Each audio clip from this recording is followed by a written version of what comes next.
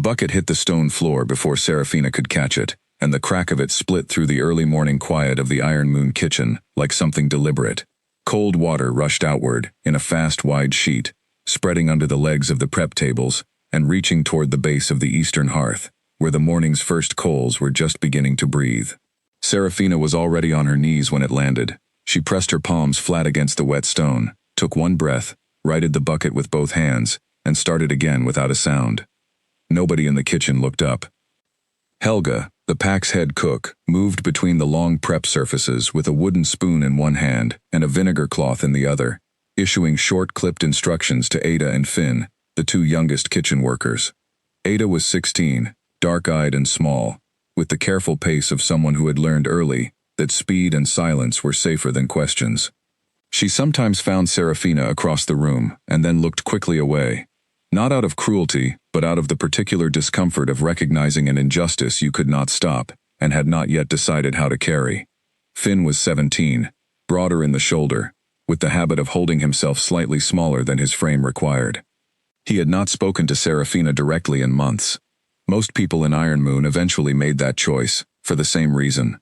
Visible association with the lowest-ranked Omega in the pack had a way of transferring downward onto whoever was nearest, and nobody wanted that. She had spent 15 years getting used to the quality of that silence. She had gotten used to it the way you got used to an old scar, not because it stopped mattering, but because the mind learned to stop flagging it as new information.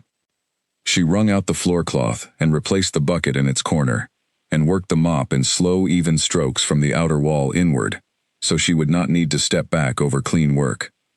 The cold from the wet tiles moved through her canvas shoes without difficulty. The left one had been separating at the toe for 2 weeks. She had sewn it back with thread from the mending kit 3 times. The gap under the back door pulled in the November air with the steady patience of something that had been doing it for years and expected to keep going. She did not shiver. You stopped shivering from cold eventually, when warmth was no longer the thing your body believed it was waiting for.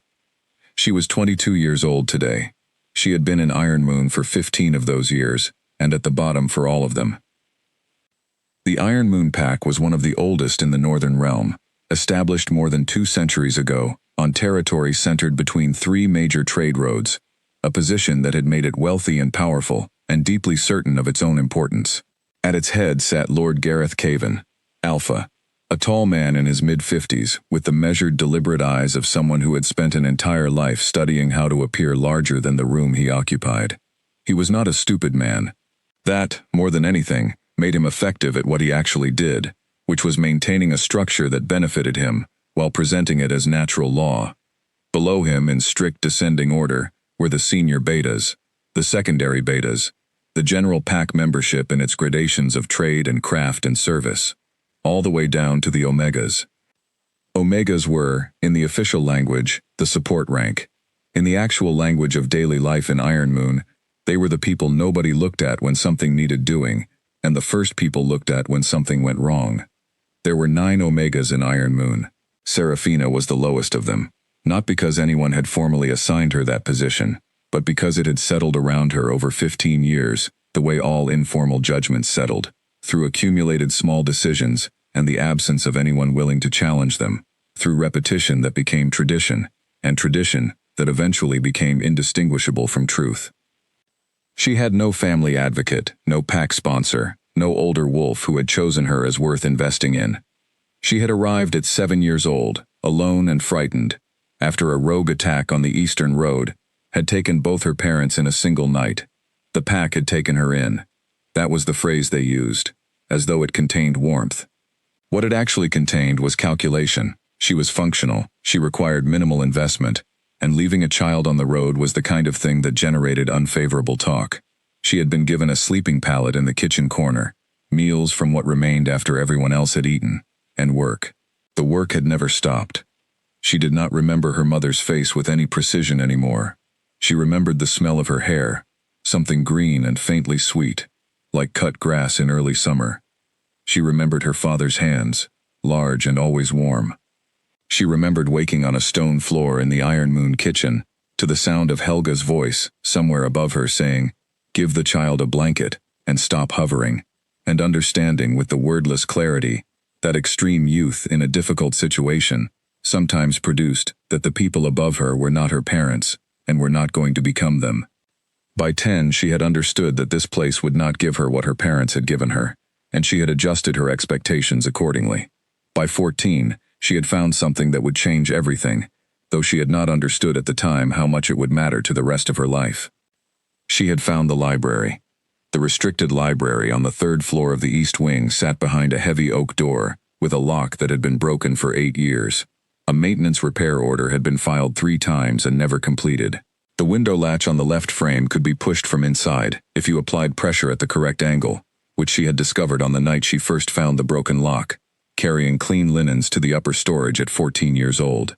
She had pushed the door almost without thinking, and it had opened, and she had gone inside. She had stayed for 3 hours that first night. She had gone back the next night. She went 2 or 3 times each week now, always past midnight, always with the small oil lamp she kept behind a loose stone in the kitchen wall. The lamp had been there when she arrived at 7, left by someone she would never know, as though the wall had been keeping it specifically for her. She had read widely at first and without direction, pulling whatever was nearest from the long shelves. Histories, scientific texts, legal journals, old agricultural records, trade inventories, a packet of letters from an early Iron Moon Alpha to his Beta Council that had been left in the library by accident and never retrieved. She read all of it. Over years, the reading produced a kind of knowledge that could not be displayed openly, but that lived inside her the way bones lived inside a body, invisible and structural and impossible to remove without serious damage. She knew, for example, that the pack rank system was less than 400 years old.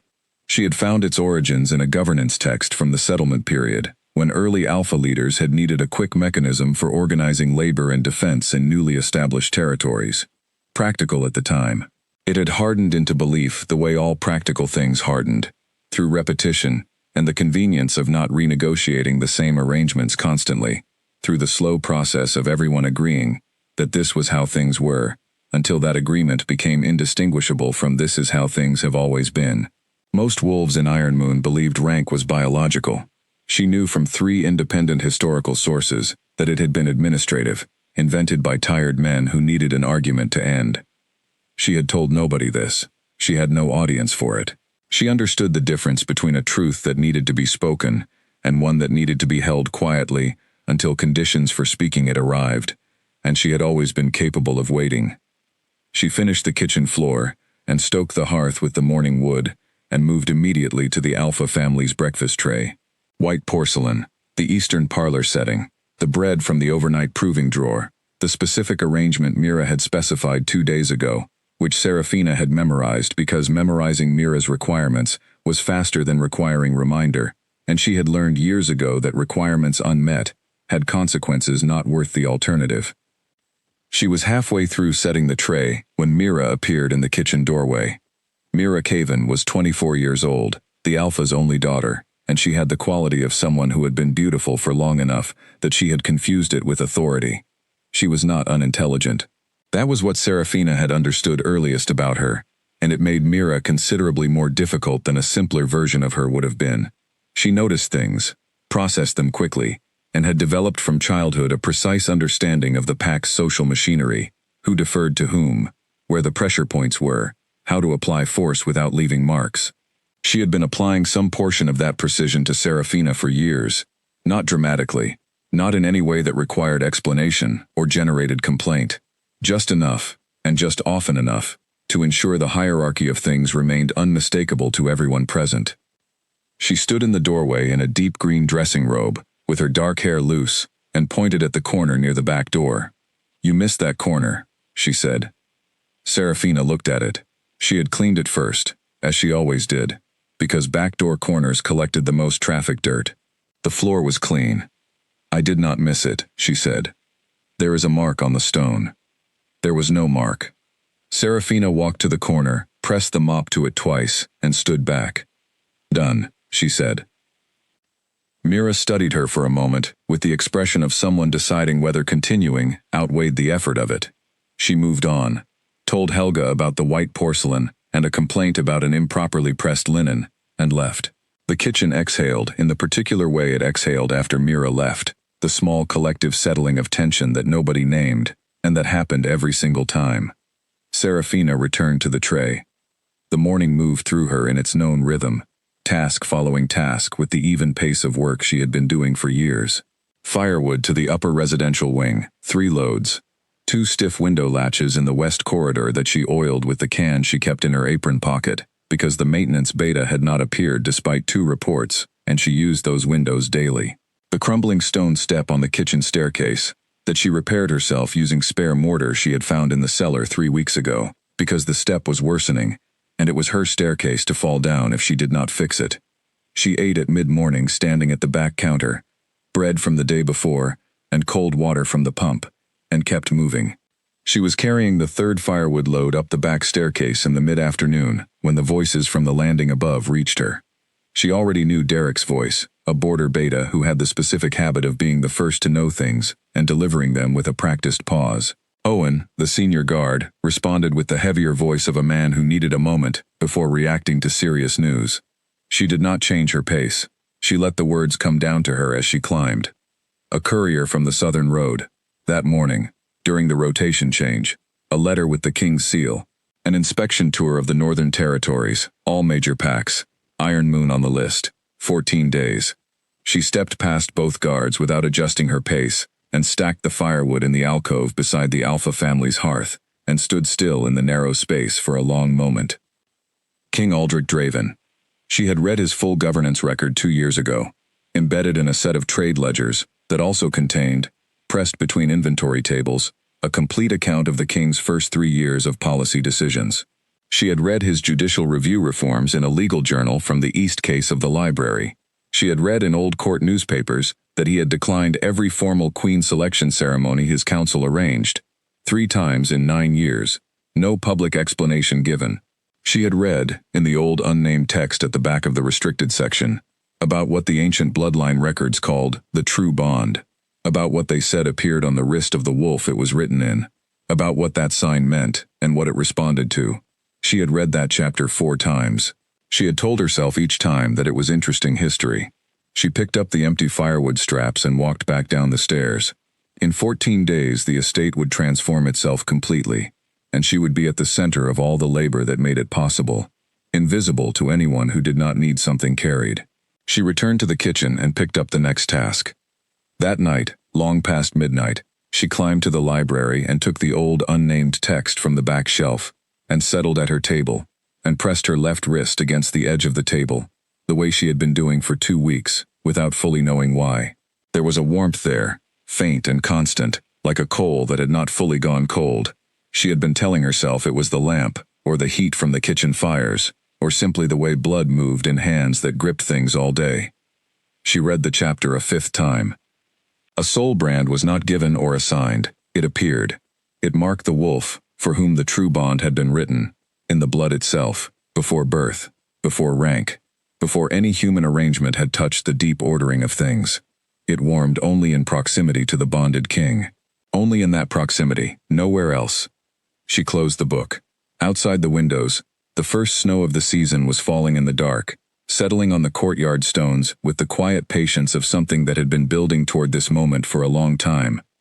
14 days. She sat with the warmth in her wrist and the closed book on her lap, until the lamp burned out, and then she put the book back and went to bed, and fell asleep before the thought she was forming could find its ending.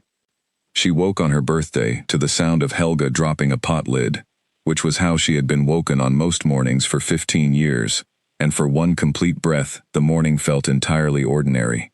Cold floor under her feet when she sat up, the smell of last night's fire going cold in the hearth, Ada stirring on her pallet across the room, Finn pulling his blanket over his head and groaning, the high kitchen window showing gray light, still more dark than light.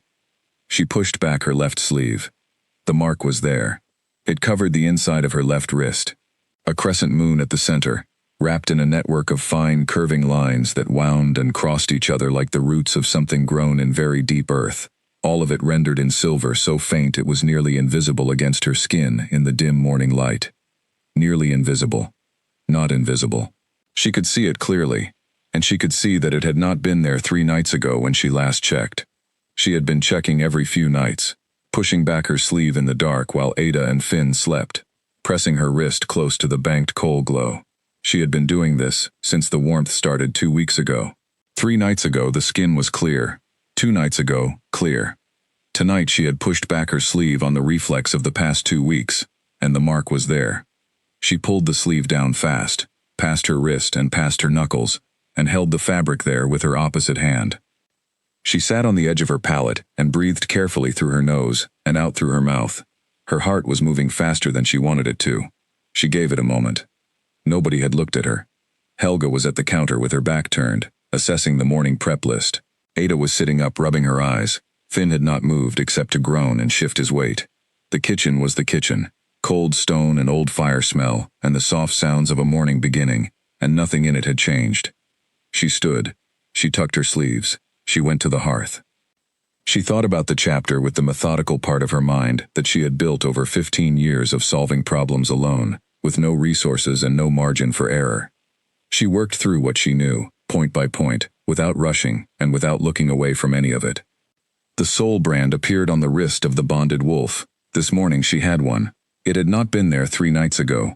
The ancient text said it only activated, only warmed and brightened, in proximity to the bonded king. For 2 weeks, the warmth had been building steadily in her wrist.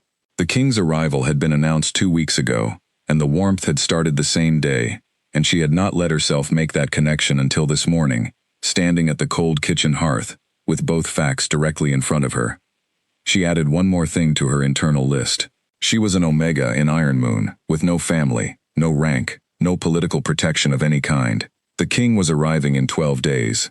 If anyone saw the mark before she had any understanding of what she was going to do, the consequences would be swift, and they would not be in her favor. She built the fire from the coals with small dry pieces first, in the order she always used. The fire caught. She kept her sleeves down past her knuckles, and did not let her left hand stay still long enough for anyone to notice it, and she went to work. The news of the royal inspection had fully permeated Iron Moon overnight. She had known this would happen. Information of that magnitude did not hold in a pack like Iron Moon for more than a few hours. The effect on the estate was something she had not quite anticipated in its scale. The pack had not received a royal visit in more than a generation. The last king to tour the Northern Territories had been Aldrich's grandfather, and that visit had passed into the kind of pack memory that produced a brief, reverent silence whenever the oldest wolves mentioned it. Lord Cavan appeared in the main hall before 8 in the morning, already in his formal day robes rather than his morning clothes, already issuing instructions. He had the focused, slightly hollow look of a man who had spent the night planning, and was now translating plans into orders as fast as his mouth could move. 6 betas were immediately reassigned to estate preparation. Ned and Glenn took the exterior grounds. 2 others took interior room management.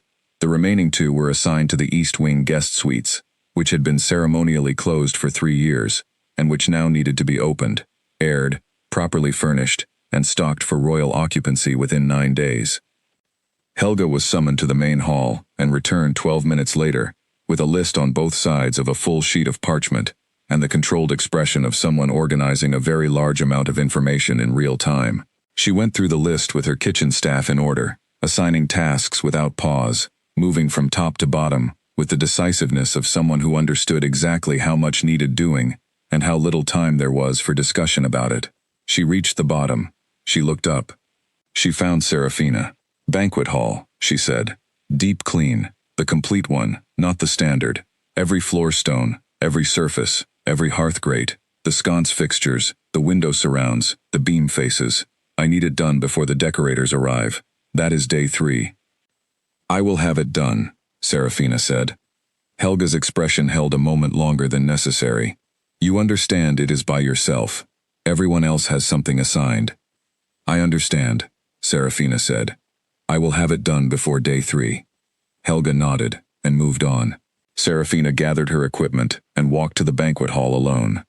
It was a large room, with a 30-foot ceiling, heavy original beams running its length, 3 substantial hearths, 40-foot windows along the eastern wall, and iron candle fixtures hanging from the beams on chains thick enough to hold a horse.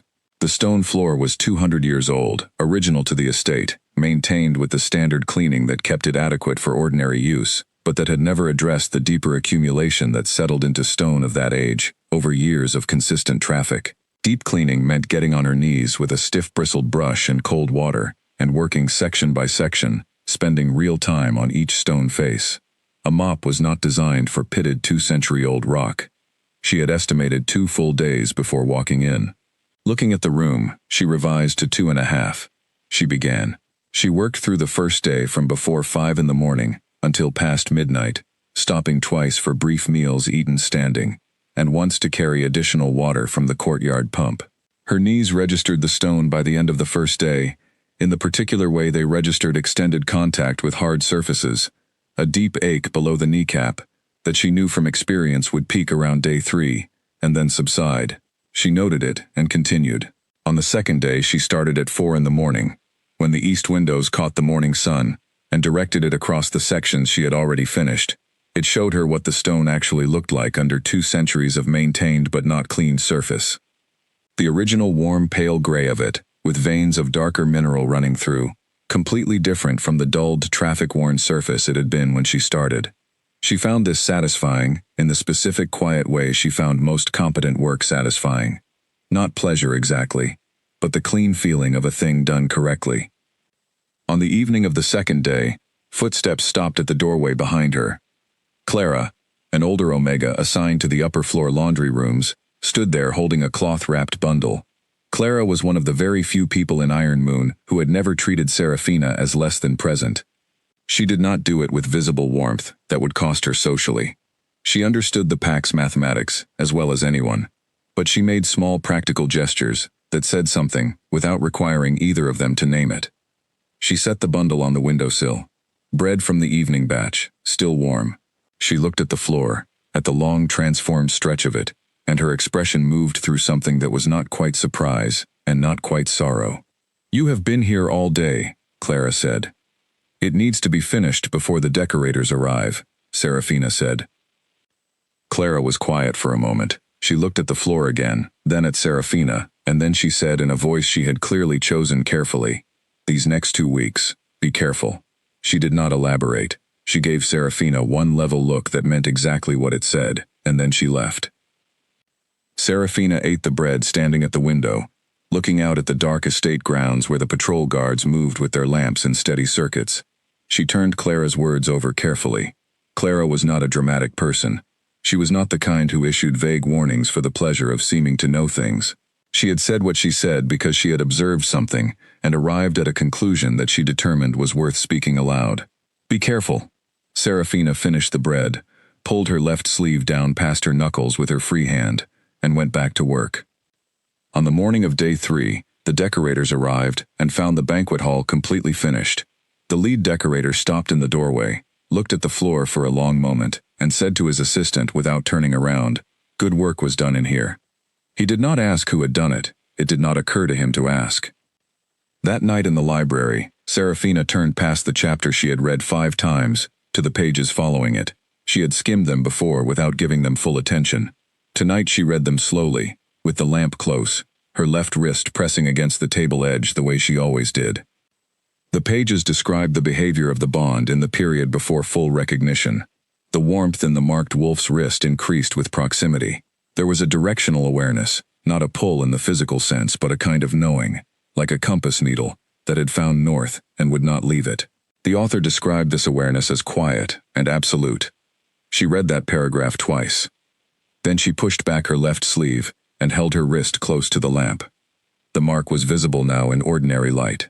Still faint, still silver white, but no longer requiring the specific darkness of the previous nights to be seen. The crescent and its winding root lines were clear and steady on her skin, and they had the quality of something that would only become less concealable as the days narrowed. She covered her wrist. She sat in the quiet library and did not move for a long time. 9 days. The morning after the mark appeared, she woke with the particular clarity that came from having barely slept.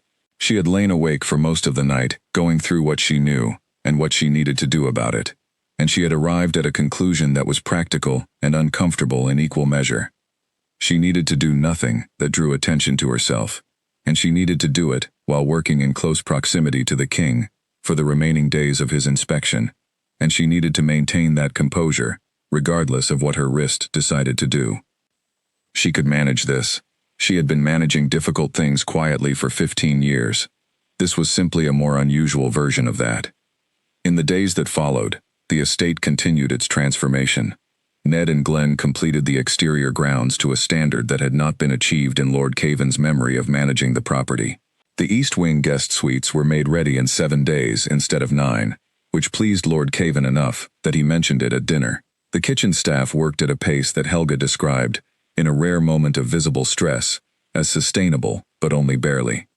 Serafina worked through all of it in the way she always worked, steadily and without waste. She finished the banquet hall. She was assigned the upper corridor deep polish, the guest suite linens, and 3 separate deliveries of firewood to parts of the estate that did not normally receive them, because the guest suites were in use.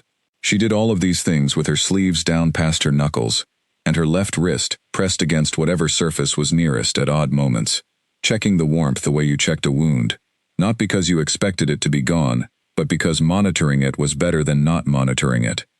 The warmth did not go away. It increased, day by day, as the arrival date approached. On the 6th day, she woke in the middle of the night to a spike of heat in her wrist that was startling enough to pull her fully awake from a dead sleep.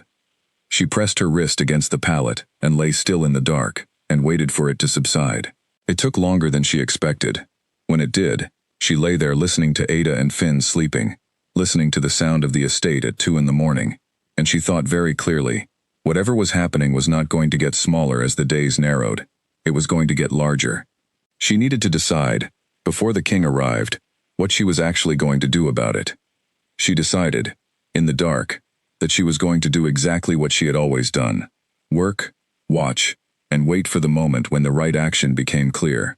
She had spent 15 years making decisions with incomplete information and no margin for error, and she had learned that the best decisions in those conditions were the most patient ones.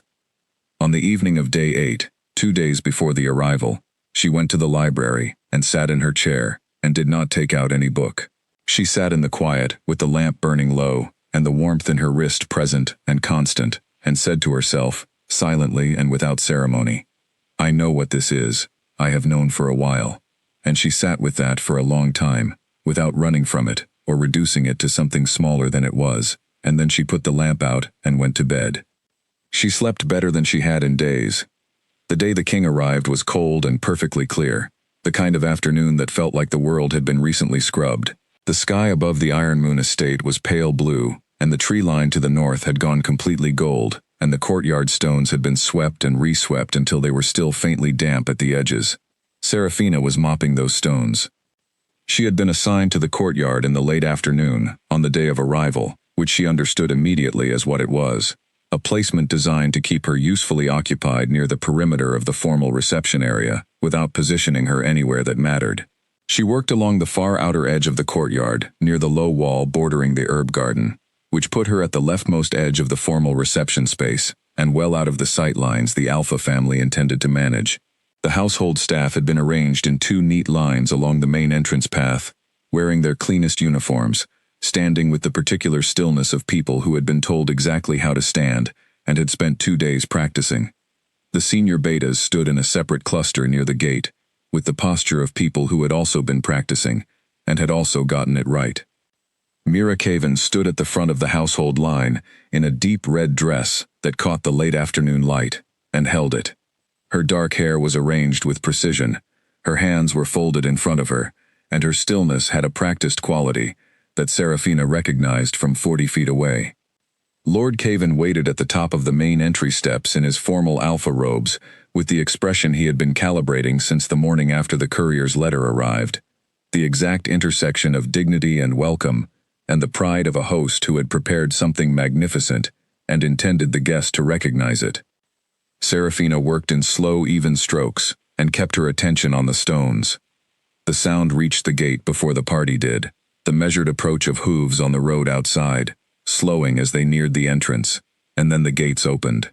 The king's formation entered at a controlled pace, 2 guards riding ahead, the main party following, 12 horses before she stopped counting.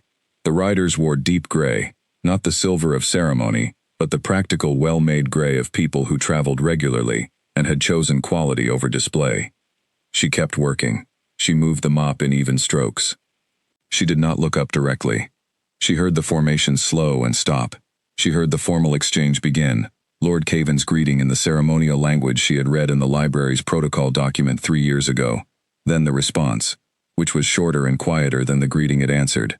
She heard the movement of the formal party, the sound of a horse being handed off. The beginning of what she imagined was the welcome procession toward the main doors.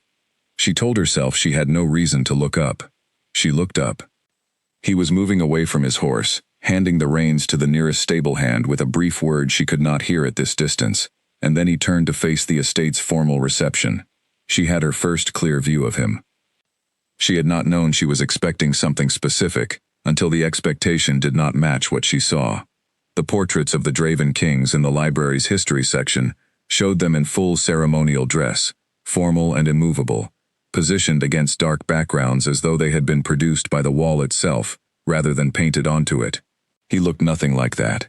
He was tall and broad-shouldered, wearing the same deep gray as his guard, and his silver-gray eyes moved across the assembled reception with an expression that read, from 40 feet away, as something very close to exhaustion, not the exhaustion of travel, the specific weariness of someone who had been performing a version of themselves for a very long time, and had found the performance increasingly heavy. He greeted Lord Caven with a handshake and the correct formal words. He looked at Mira when she was introduced, and said something polite and moved on.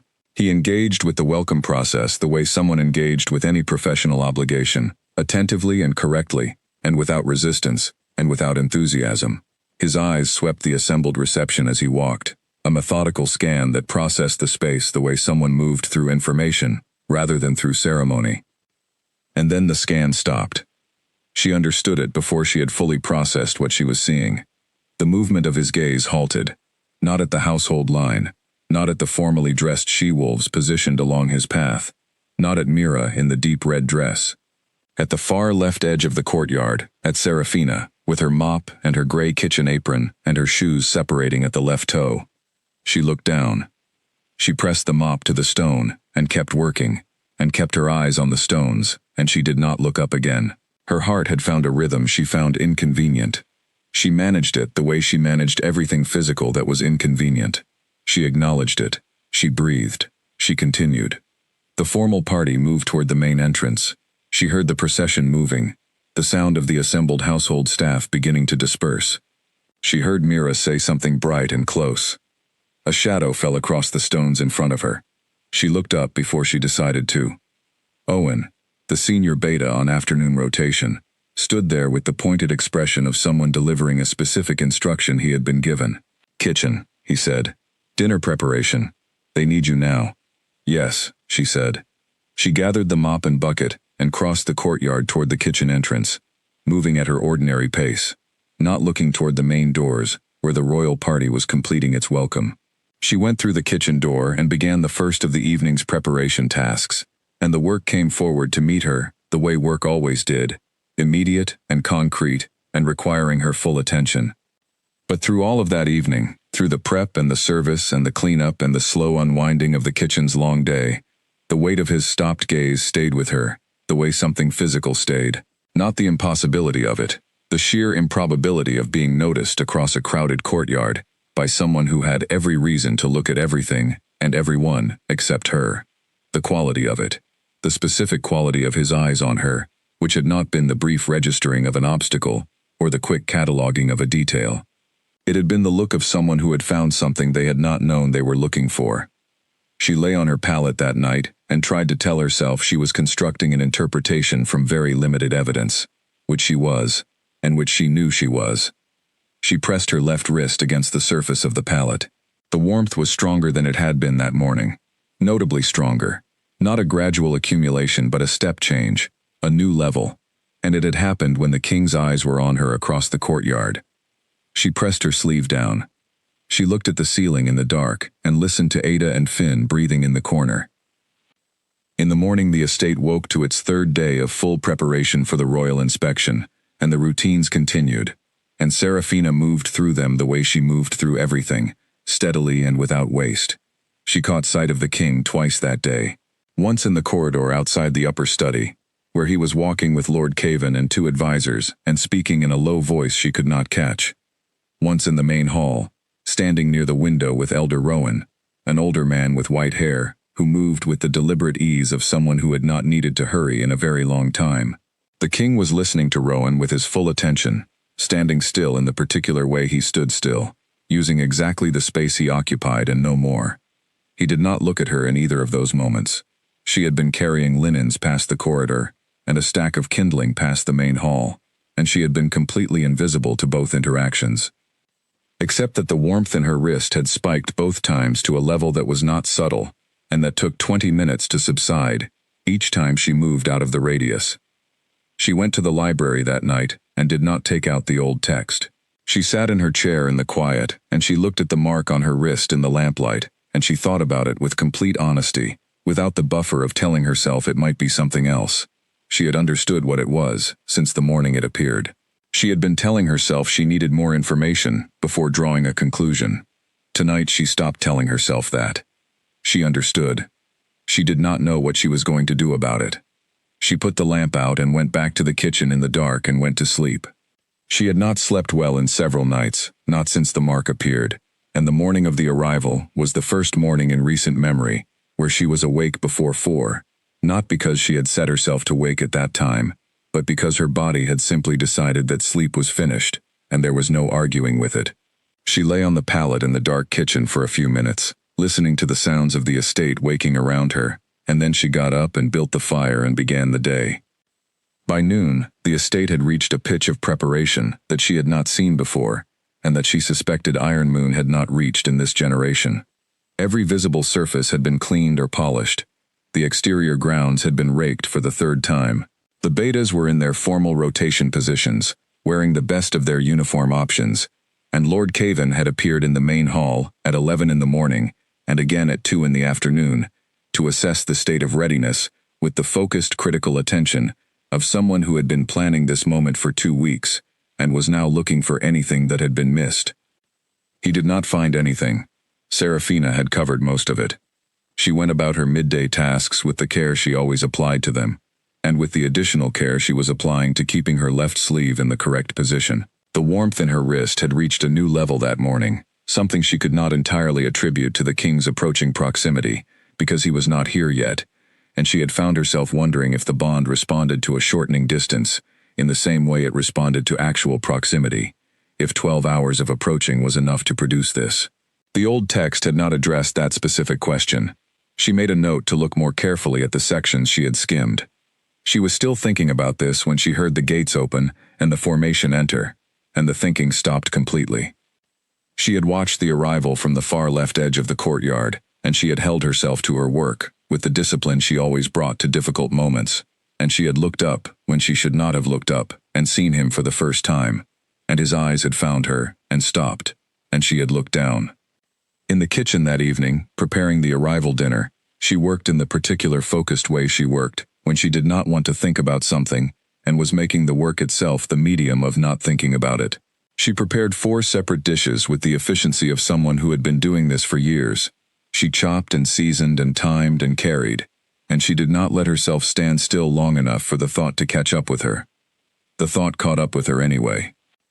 The thought was this: the soul brand on her wrist had been steadily increasing in intensity for weeks, and it had spiked dramatically in the half-second his eyes were on her across the courtyard, and then it had remained elevated for the rest of the afternoon, and had not subsided to its earlier level by the time she went to bed. The bond knew something. The bond had always been ahead of her, and this was one more example. She lay in the dark and pressed her wrist flat against the pallet and breathed. Tomorrow there would be a formal inspection tour of the estate, and a working lunch with Lord Cavan and the senior betas, and a dinner. She would be in the background of most of it, carrying things, serving things, cleaning up after things. She would be invisible in all the usual ways. She thought about the way his eyes had stopped. She thought about what the text called quiet and absolute. She did not sleep well. She was assigned to the main hall on the 2nd day of the inspection for a late morning cleaning of the hearths, which she completed between breakfast service and the midday session. The work put her in the hall at 10 in the morning, while Lord Caven's senior betas were preparing the room for the formal pack review meeting. She was on her knees at the east hearth when the room filled, and she continued working through the assembly of betas with the attention to the grate and the ash box that the task required. She heard them talking, not because she was listening, but because she was in the room and they were not thinking about whether she was in the room, which was the standard condition. She heard them discussing the impression the king had made at the morning session, and the impression Mira had made at dinner, and an advisor's comment about the Northern Territory's trading position, and various other things that people said when they were in a room they believed to contain only the appropriate people. None of it was strategically useful, but she listened with the trained attention of someone who had developed the habit of collecting information from the margins, and she added it to her ongoing internal picture of how the inspection was unfolding and what different people wanted from it. What she gathered was this. Lord Caven believed the inspection was proceeding well. The senior betas reflected his assessment. Mira was considered to be presenting the family's interests effectively. The king's advisors were described as impressed with the estate's condition. Nobody mentioned the stopped gaze in the courtyard. Either they had not seen it, or they had seen it and decided not to speak of it. She finished the east hearth and moved to the north one and continued working, and the meeting began around her with the specific disregard that public meetings had always shown to the people cleaning things in the background. She preferred it that way. You learned more from invisibility than from visibility, in most rooms, and the information you gathered from the background was the information that nobody had decided you were allowed to have, which was usually the most honest information available. She cleaned the last hearth and gathered her equipment and left the hall quietly, and the meeting continued behind her, and nobody looked up when she went. The assignment for the banquet came from Helga in the early afternoon of the second evening, read from the task list in the same tone used for linen orders. Serafina would serve at the main table that evening, specifically the drink service, moving through the high table with the silver pitcher. She accepted it without comment. She knew what it was. She had seen this before, on the rare occasions when Iron Moon received high-status guests. It was a specific kind of display, one that required someone of sufficiently low rank to be visible, performing low-status work in a high-status setting, demonstrating the pack's hierarchy without anyone needing to explain it.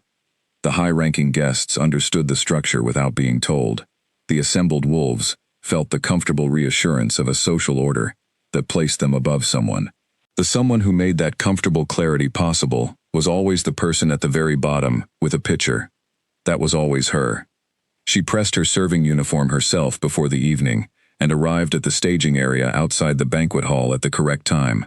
The other three servers were beta-ranked household staff who regarded her with the polite distance that betas maintain toward omegas in professional settings. Not hostile, not engaged, simply separate. The way different temperature layers of water remained separate in a deep lake without any particular decision being made. She stood quietly and waited for the signal. The hall had been transformed from the room she had cleaned 12 days ago, on her hands and knees with a bristle brush. The decorators had done their work with the thoroughness that Iron Moon's resources and Lord Caven's ambition jointly permitted. Every candle fixture was lit and cast warm gold light across the long table. Fresh arrangements from the northern greenhouse had been placed at intervals down the center. The white porcelain service was set precisely at each place, and the glassware caught the candlelight and scattered it in small bright points across the beamed ceiling. It was a beautiful room. She had cleaned every stone in its floor at 4 in the morning, and nobody in the room knew that, and she had known when she cleaned it that nobody would. The guests were already seated when the serving staff entered. High-ranking wolves from the king's party, mixed with Iron Moon's senior betas and the Alpha family at the main table. The king sat at Lord Caven's right hand, the traditional position for the highest-ranked guest. He was speaking to the advisor on his left when the servers entered, his attention directed down the table, his expression attentive. He did not look toward the service entrance when the staff entered.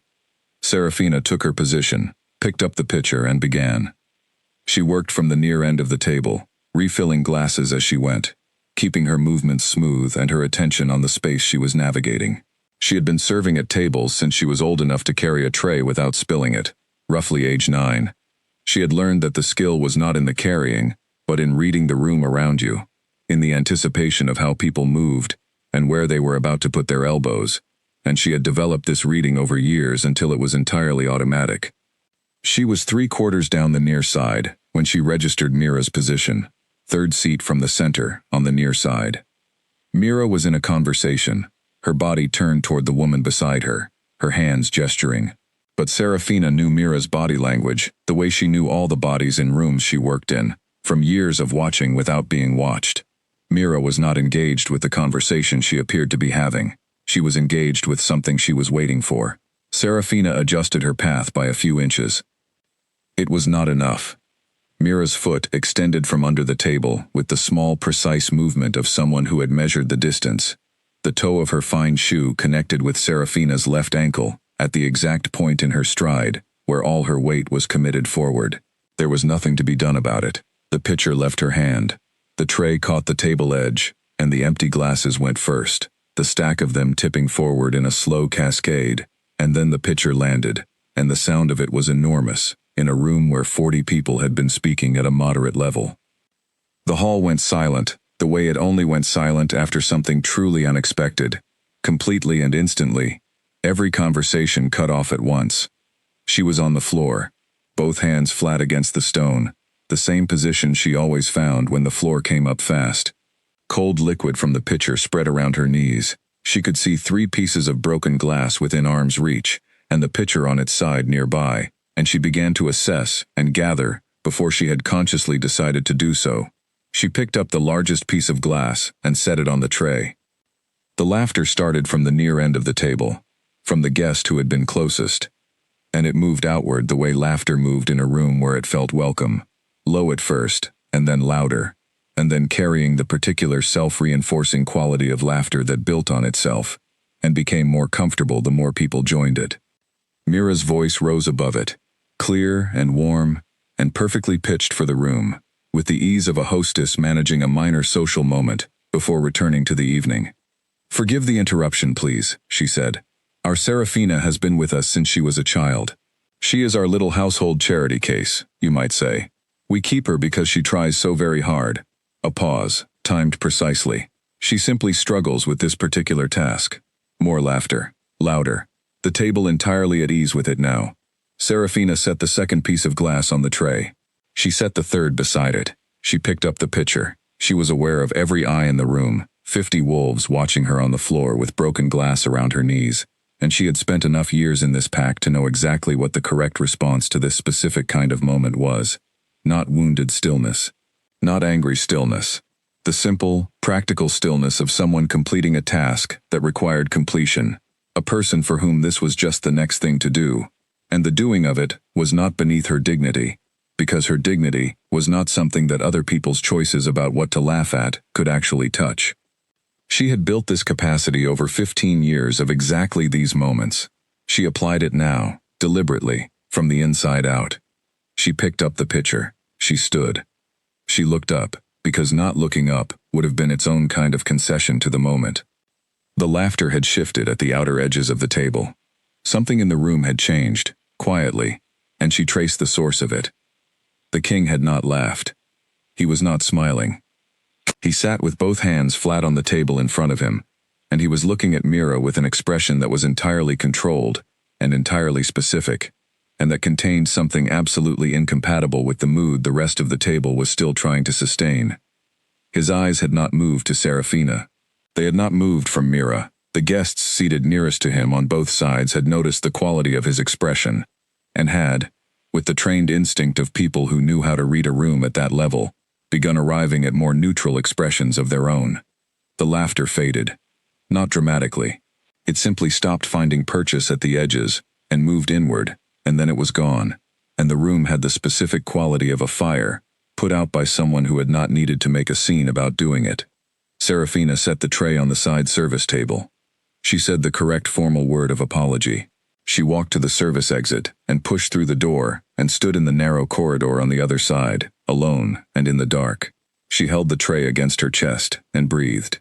Her hands were perfectly steady. She had always been able to keep her hands steady. It was the thing behind her ribs that required the most attention right now. She worked through it, the way she worked through everything that lived behind her ribs, acknowledging it, giving it its exact weight, and then containing it, directing the heat without letting it spread. The thing had to do with his expression, not with the laughter, which she had experienced before in one form or another, and which she knew exactly how to carry, with the specific quality of his face when the laughter was happening, and the specific quality of the room when his face stopped the laughter without any effort, and with the fact that she had not expected him to react at all, and he had reacted in a way she did not have a word for. She cleaned the pitcher. She refilled it from the supply table in the corridor. She went back into the banquet hall and finished the service. She kept her feet well clear of that section of the table for the remainder of the evening, and she did not look toward the center seat again. And when the hall emptied after midnight, and the kitchen staff completed the cleanup, and everyone went to their rooms and pallets, Serafina lay in the dark of the kitchen, and looked at the ceiling, and turned over what she had seen on the king's face. Not anger, not embarrassment on her behalf, which would have been something performative and about him, something colder and more certain than either, something that had already passed through reaction and arrived at conclusion. She pressed her left wrist against her chest. The warmth there was steady and deep and entirely present. She thought about it until she fell asleep. In the morning after the banquet, the estate moved through its normal rhythms with the slightly hollow quality that estates had the day after a large formal event. Things that had been borrowed for the occasion were being returned to their original places. Arrangements were wilting and would be removed. The kitchen was dealing with leftovers, and the particular kitchen fatigue that came from a long production evening. Serafina went about her morning tasks, and she thought, with deliberate, careful attention, about what she had seen on the king's face. She had been watching people's faces for 15 years. She had learned, from necessity, the art of reading the information in faces that people did not intend to transmit, the micro-expressions, and the tiny shifts in posture, and the particular quality of someone's stillness when they were containing something. She had read Mira's face across rooms for years, and understood exactly what was being planned behind the warmth of Mira's social performance. She had read Lord Caven's face, and known, long before he acted, when a decision about one of the Omegas was in progress. She had read the faces of the Beta guards, and known when something was coming, before anyone had said anything. She had read the king's face last night, and what she had read was this. He was not angry on her behalf, which would have been a kind of emotion that was still, at its root, about him. He was not embarrassed, which would have required him to feel implicated in Mira's behavior. What she had read was something colder and more settled than either of those things. It was the expression of someone who had seen something and assigned it to its correct category, and would not be forgetting it. She had been looked at many ways in 15 years. She knew what it felt like to be seen with contempt, with dismissal, with the trained indifference of someone who had decided not to register your presence. She knew what it felt like to be seen as a function, a resource, a problem to be managed. She did not know what it felt like to be seen the way he had seen her, but she was building a picture of it. She carried the morning's firewood load up the back staircase, and on the landing she paused, as she sometimes paused on that landing when she was working through something, and she pressed her left wrist flat against the wall and held it there. The warmth was steady and deep and absolutely present, and it had been at this level since the banquet, since she had looked up from the floor and seen his face, and it had not subsided. She picked up the firewood straps and continued up the stairs. She was very aware, in a way she generally tried not to be while she was working, that the king was somewhere in the east wing at this moment, approximately 40 feet through 2 stone walls, and that the mark on her wrist was responding to that specific distance, the way the old text described it would respond, with a warmth and a direction that was quiet and absolute, and entirely beyond her management. She stacked the firewood. She went back down the stairs. She returned to the kitchen and washed her hands and began the next task. She thought about the word absolute and what it meant to be the person carrying something that was described in the ancient records as quiet and absolute, and she thought about what the correct response was to being in possession of something like that, which was a question she had been working on since the morning she woke and pushed back her sleeve and found the mark there. She did not have a complete answer yet, but she had the beginning of one, and the beginning was this. The correct response was probably not to hide from it. She had spent 15 years understanding things she could not act on, and she had learned to hold knowledge and wait, and she would hold this and wait, and when the right moment arrived, she would recognize it. She had always been very good at recognizing the right moment. She just needed it to arrive. She carried the last firewood load up the back stairs that afternoon, and on the landing she stopped for a moment and thought about the banquet. She thought about it clearly, and without the protective distance she sometimes used when she was thinking about things that had cost her something. She thought about Mira's foot extending under the table, the precise calculation of the angle and the timing. She thought about the sound of the crash and the quality of the laughter that followed. She thought about standing up with the broken glass on the tray and the specific internal discipline that had required. And then she thought about the king's face. Not angry, not embarrassed, something that had already passed through those and arrived somewhere colder and more certain. She thought about what that meant, not what she wanted it to mean, what the evidence indicated. The evidence indicated that the king had seen what happened clearly, had assigned it the correct moral weight, and had responded with something that was not emotion but was decision. The laughter had stopped because the room had read his face, and the room had understood that the laughter was incompatible with whatever was on his face, and the room had adjusted accordingly. She had seen rooms adjust to powerful people before. She had seen Lord Cavan clear a room with an expression before. She had seen Mira quiet a conversation with a shift in posture. She understood the mechanics of it. What she did not understand, or had not understood until she was standing in the banquet hall corridor holding a cleaned pitcher at 2 a.m, was why the king had chosen to make his feeling about it visible. He did not need to. He could have kept his face neutral. He could have laughed, or looked away, or simply looked bored. Any of those things would have been less revealing than what he had actually done, which was to look at Mira with an expression that said, without any ambiguity, that he had seen what she had done, and had recorded it. He had chosen to let it be visible. She thought about why. She did not arrive at a complete answer, but she arrived at the beginning of one, and the beginning was enough for tonight. She picked up the firewood straps and went back down the stairs. The kitchen was quiet well past midnight. Helga had gone to her room an hour earlier. Ada was asleep on her pallet in the corner, with one arm hanging over the edge. Finn was buried under his blanket, and had not moved in a long time. The post-banquet cleanup had finished late, and Serafina was the last person awake, which was the standard state of things, and had been for 15 years. She sat at the small back counter for a moment with cold water, and pressed her left wrist flat against the stone surface and breathed. Then she took her lamp and went upstairs. She expected the library to be empty. It had been empty every single time she had come to it for 8 years, because nobody else in Ironmoon came to a room with a broken lock and a broken window latch in the restricted wing of the 3rd floor, because nobody else in Ironmoon had any reason to be there after midnight. She pushed the door open and raised the lamp. The light moved across the long shelves, across the reading table, across the 2 chairs. One of the chairs was occupied. She held very still in the doorway. The king of the Lycan realm sat at the reading table with a book open in front of him and an unlit candle at his left elbow, and he looked up when the lamplight reached him, and his silver-gray eyes found hers with the directness of someone who had been waiting for something and was relieved that it had arrived. She stood in the doorway with the door open behind her. She could step back through it. She could close it and go back down the stairs and be in the kitchen in 60 seconds, and none of this would have happened officially, and she could arrange her face convincingly enough to sustain that pretense. She did not move. He said, "Please stay." Not a command. The specific quality of it was a request, and she understood the difference well enough that it mattered he had made it one. She stepped inside. She left the door open, because closing it felt like a decision she was not ready to make.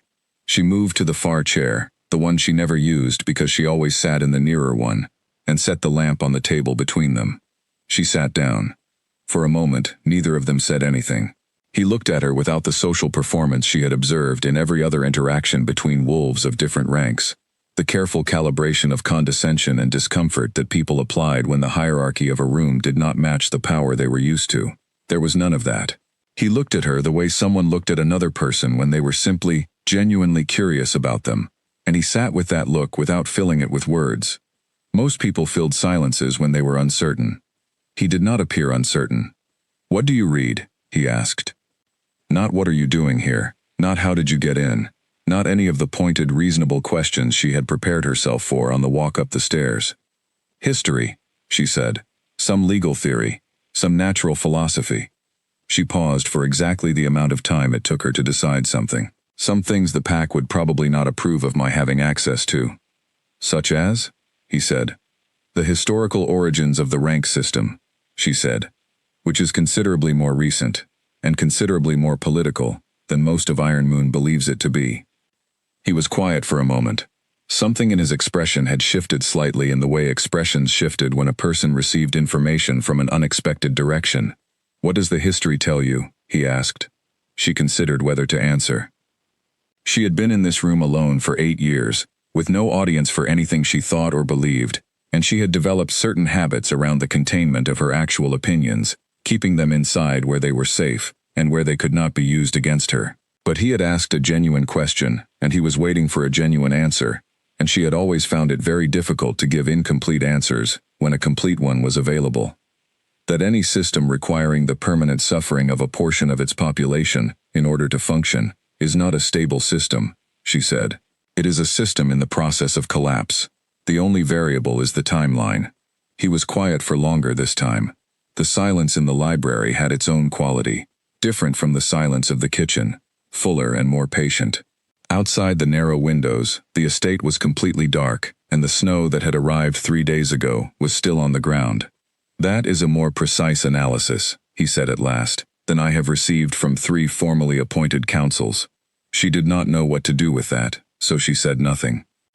They talked for a long time after that. He asked her questions and she answered them, and somewhere in the first 30 minutes she stopped preparing her responses in advance and started simply speaking, because he listened with the kind of attention that made preparation feel dishonest. She told him what was wrong with the current appeal process in the realm's judicial system, and what she thought would fix it and why. She did not soften the specificity. She had never learned how to soften things for palatability, and at this hour, in this room, she did not want to start. He listened, and he asked a follow-up question that was a good follow-up question, the kind that showed he had understood what she said, and was building on it, rather than simply waiting for his turn. She answered it. They were 15 minutes into a discussion of the specific problems with the exile review process, before she registered that she was talking to the king of the Lycan realm at 2 in the morning, in a room she was not supposed to be in. She registered it and continued, because continuing felt like the correct response to a conversation that had finally gotten interesting. He asked about the natural philosophy she had mentioned.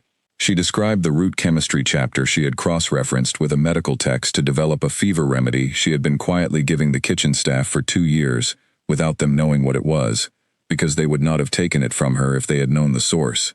He listened with an expression that moved between something like genuine wonder and something like careful attention, and neither quality looked performed. He asked about the banquet, not about the fall itself. He did not make her revisit it or describe it. He asked what she had been thinking when she stood up.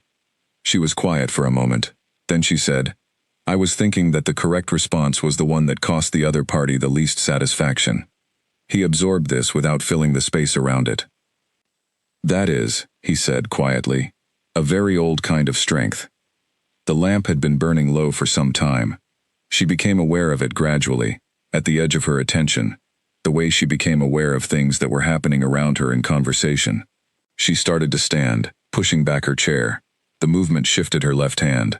The sleeve had worked back from her wrist during the evening, and in the rising, in the dying light of the lamp, the strip of skin visible above her hand was faintly luminous.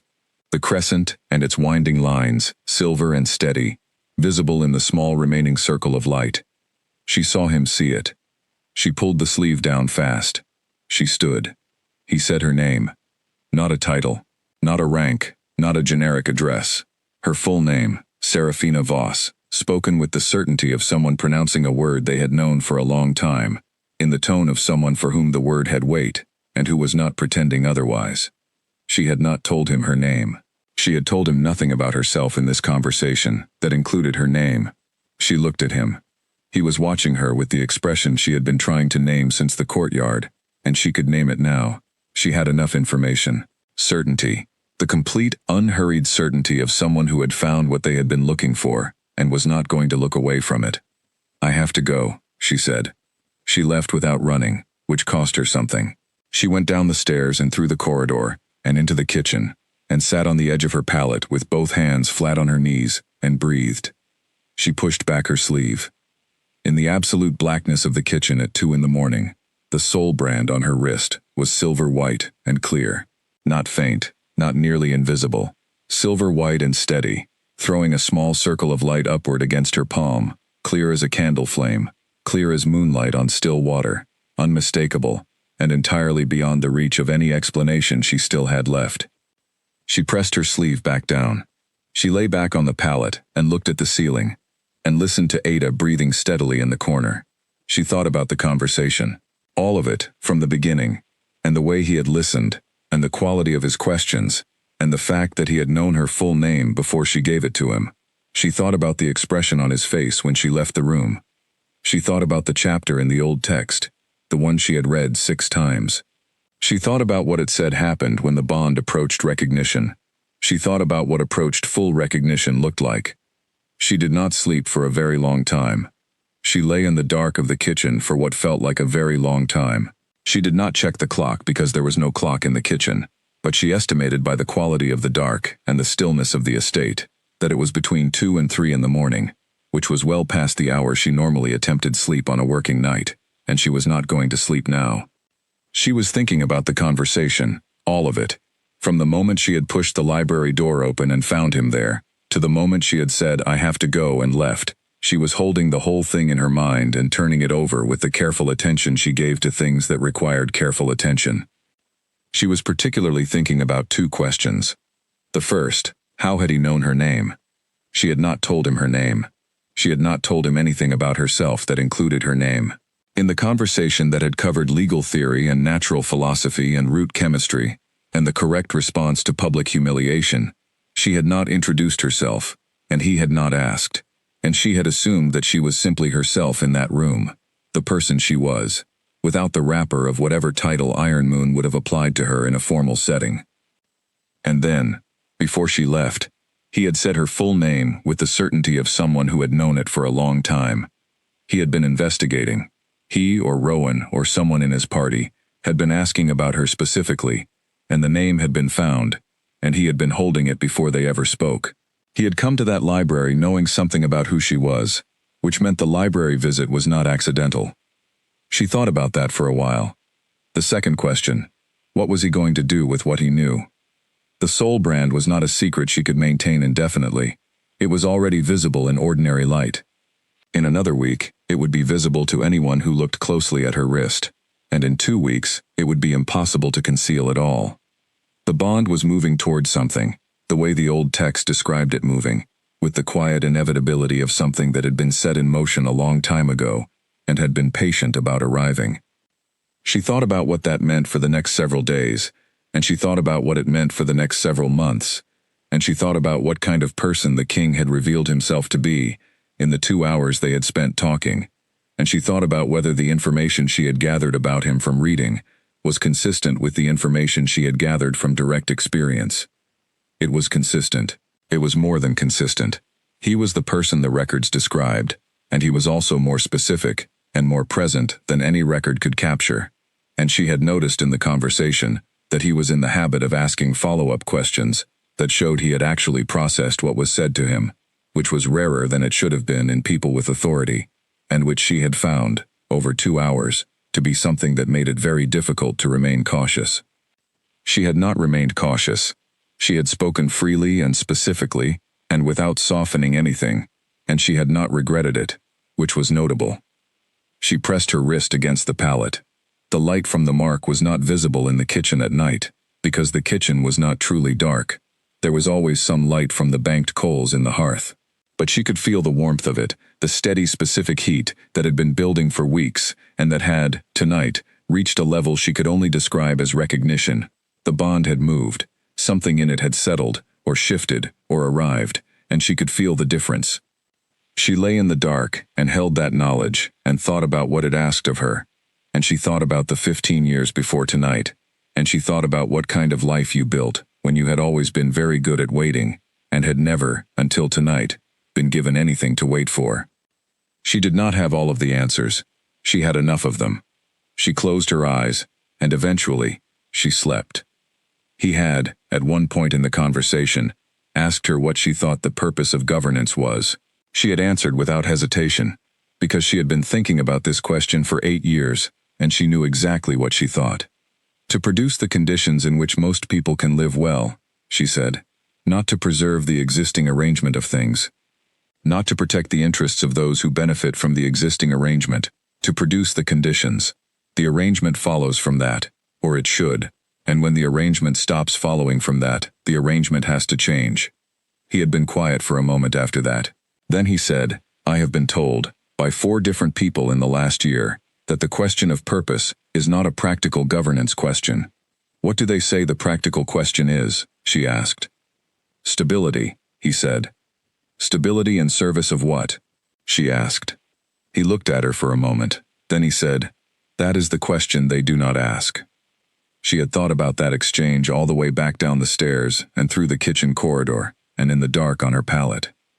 She had thought about it because it was the kind of exchange that stayed with her, the kind where both people in the conversation were thinking out loud rather than performing a position, and those conversations were rare, and she valued them in the particular way you valued things you had encountered almost never. She had had exactly 0 conversations like that in 15 years in Iron Moon. She had had one in a library at 2 in the morning with the king of the Lycan realm, and it had lasted for hours, and she was lying in the dark of the kitchen at 3 in the morning, thinking about stability in service of what, and she was aware that the mark on her wrist was glowing, softly, in the darkness of the kitchen, visible without looking at it. She did not look at it. She lay still and thought about stability and purpose and the specific feeling of being in a conversation where both people were fully present and fully honest, and she held all of it with the care it deserved. Elder Rowan had traveled with the king for 11 years. In that time he had seen Aldrich Draven in a considerable variety of states, strategic, pressured, patient, grieving, in the immediate aftermath of difficult outcomes, in the particular exhaustion that followed long negotiations that had ended well, but not easily. He had developed a thorough internal catalog of what the king looked like in any given situation, and had become very reliable at identifying which entry applied to a given moment. He had never seen this one before. The king came to his room at 7 in the morning, which was early, but not unusual. Aldrich often began strategic conversations early, but he had not come with documents or questions. He had come with a small piece of folded paper, and he set it on the table between them without speaking. Rowan looked at it. It was a precise sketch, drawn with the exactness of someone working from very recent and very clear visual memory. A crescent moon at the center, wrapped in a fine network of curving lines that wound and crossed each other in a pattern that was specific and distinctive. Rowan recognized the shape before his mind had consciously processed the recognition. He looked at the sketch for a long moment. "Where did you see this?" he said. "On someone's wrist," the king said. "Left wrist, inner forearm." In low lamplight, it was glowing. He paused. "I have read enough to identify the shape. I need you to confirm what I believe I am seeing, and I need everything you know beyond what I have read." Rowan was 73 years old. He had served the crown for more than 4 decades, and had read, in the course of that work, things that most wolves in the realm would not believe existed, in any form other than old story. He had read the ancient bloodline texts, in their original manuscripts. He had read the scholarly commentaries on them. He had read all 4 primary sources that documented the soul brand with the careful, consistent precision of people who understood they were recording something rare enough to be called miraculous by those who lacked a better word for it. He had read all of it as history. He had never expected to be in a room where it was immediately relevant. He picked up the paper. He set it back down. He looked at the king. "Tell me who this person is before I say anything else," he said. "Her name is Serafina Voss," the king said. "She is an Omega in this pack. She has been here since she was 7 years old. She cleaned the banquet hall by herself over 2 days before we arrived. She has been reading in the restricted library on the 3rd floor of the East Wing, after midnight for 8 years, without anyone's knowledge or permission. She told me last night that any system requiring the permanent suffering of a portion of its population is a system in the process of collapse." He paused. "She said it without hesitation, directly to my face, at 2 in the morning, in a room she was technically not supposed to be in." Rowan absorbed all of this carefully. "The documentation on the soul brand," he said, "is consistent across all 4 primary sources. It cannot be manufactured or transferred. It cannot be triggered artificially, or by proximity to anyone other than the specific individual to whom the bond applies. It appears on the wrist of the wolf, chosen not by desire or political arrangement or family alliance, but by the biological ordering of the Lycan bloodline, which operates according to a logic that predates every pack system and every rank assignment and every governance structure currently in existence in this realm. He stopped. And it does not glow in the presence of any wolf other than the bonded king, not faintly, not at all. The king said nothing. If she was in close proximity to you, Rowan said, and it was glowing. It was glowing, the king said. Clearly. I saw it across a table in a dying lamplight, and it was unmistakable. Then what you are describing, Rowan said carefully, is not a matter of historical interest. No, the king said, it is not. Rowan stood and moved to the window. The estate grounds were quiet in the gray morning light. 2 guards were crossing the courtyard on their rotation. A kitchen worker moved toward the supply entrance carrying something heavy. The entirely ordinary surface of a wealthy pack estate, beginning its morning, under which, apparently, the most significant bond event in 3 centuries, had completed itself without announcement or ceremony. The question, Rowan said, not turning from the window, is not whether this is real. If you had any uncertainty about what you saw, you would not be in my room at 7 in the morning with a sketch. The question is what we do about it, in what order, and how quickly we can build the necessary protections before the announcement becomes unavoidable. Yes, the king said. If you announce this here, in this estate, with this alpha, and his household, and the assembled regional guests, the news reaches every pack in the realm within 10 days. You will have declared an Omega with no family, no rank, and no political network, as the Lycan queen, on the basis of an ancient bloodline mark. The people who have spent 9 years hoping for a politically advantageous queen selection will not accept this without resistance, and they will look for the fastest way to neutralize it. Rowan turned from the window. She is completely exposed. No advocate, no family, no protection other than what you extend directly. If those people move against her before her legal standing is formally established, you will be managing the attack and building the defense at exactly the same time. I am aware, the king said. The blood bond supersedes all pack law under the realm's founding statutes, Rowan said. That is not in question and cannot be challenged. But legal supersedence and physical safety are 2 different things, and physical safety requires time and preparation. I will extend the inspection tour, the king said. He had clearly already been working through the logistics. Secondary territories on the eastern route were not on the original list. Adding them is plausible and difficult to question. I need enough time to file the bond declaration with the realm's 3 independent legal recorders, to establish her formal status in the Crown Registry, to make the legal reality unchallengeable before the political reality becomes publicly known. How long? Rowan asked. 3 weeks. Possibly 4. Enough to make the structure unchallengeable before the announcement is made. He was already moving toward the door. I want 2 of our guards on the kitchen corridor from tonight. Discreet. No identifying marks. Nothing that indicates crown assignment. Wine. Done, Rowan said. The king stopped at the door. He did not turn around. She told me, he said, in a quieter voice than he had been using, that the correct response to what happened at the banquet last night was the one that cost the other party the least satisfaction.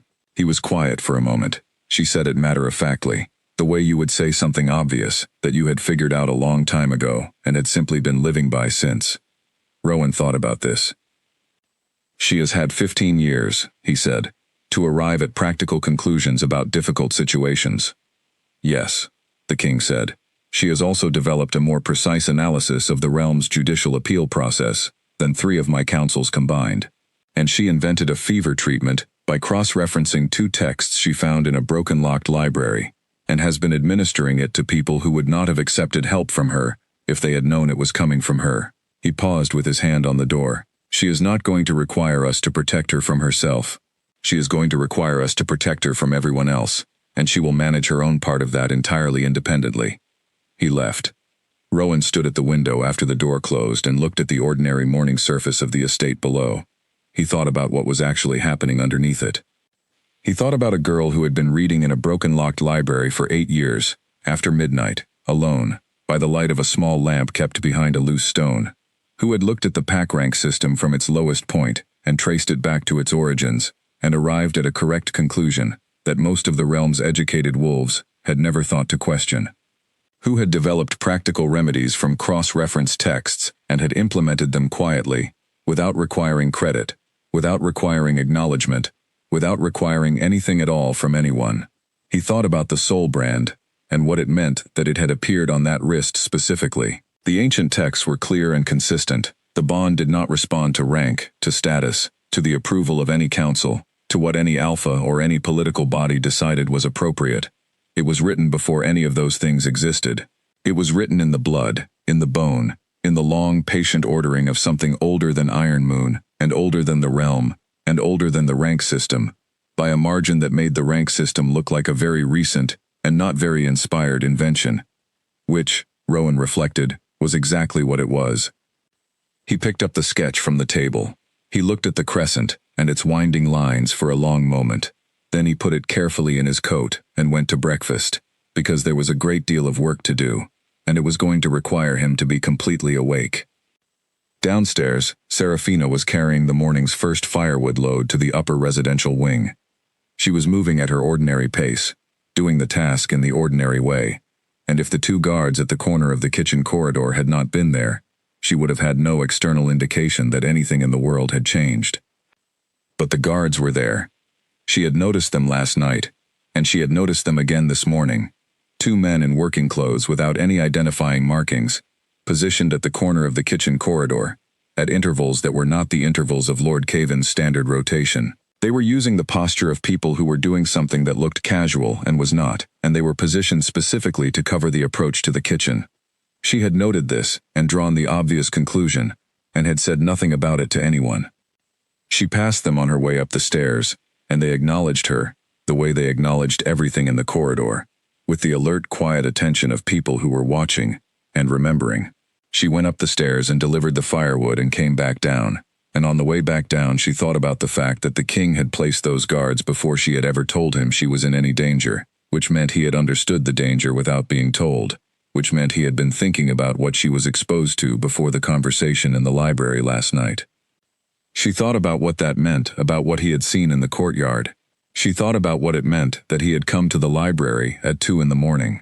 She thought about what it meant that he had known her name before she gave it to him. She thought about all of it the way she thought about everything that required her full attention, carefully and without drama, and without pretending any part of it was different from what it was. Upstairs, in Rowan's room, the elder was working through his own analysis of the situation, with the thoroughness he had always brought to anything that required it. He had, after the king left, pulled out the 4 primary sources he traveled with, and read the relevant sections again, not because he doubted what he had told the king, but because he believed that thoroughness in the face of important events was the correct response, and that any conclusion worth acting on was worth verifying from multiple angles. All 4 sources agreed. The soul brand could not appear through any artificial means. It could not be induced or suggested or manufactured. It was biological, and it was ancient, and it was absolutely specific to its wolf, and it glowed in the presence of the bonded king, and only in that presence. He thought about Serafina Voss. He thought about what the king had told him of her, the library and the legal analysis and the root chemistry, and the 15 years of working at the bottom of a system she understood better than most of the people at the top of it. He thought about what the bond had chosen, and he thought about the pattern of its choices across the historical record, and he thought that the pattern, when you looked at it closely, was not random. The bonded queens had not been the most politically convenient, or the most socially prominent. They had been, across 4 centuries of documented examples, wolves who had developed a specific kind of character in response to specific kinds of difficulty.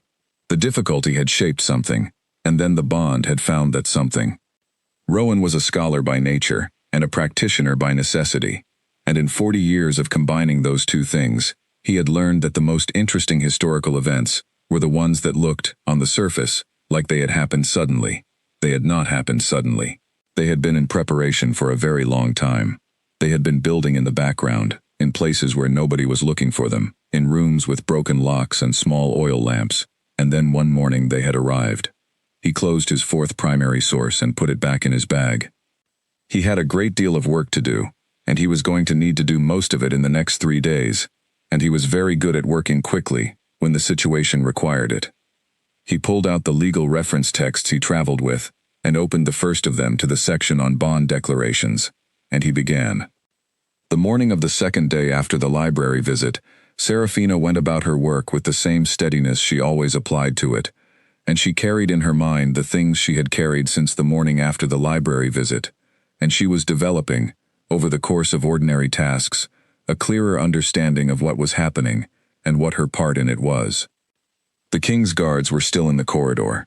She had counted them and confirmed their positions, and confirmed that their positions were not standard Iron Moon rotations, and she had confirmed to her own satisfaction that they were positioned for watching, and what they were watching was the kitchen.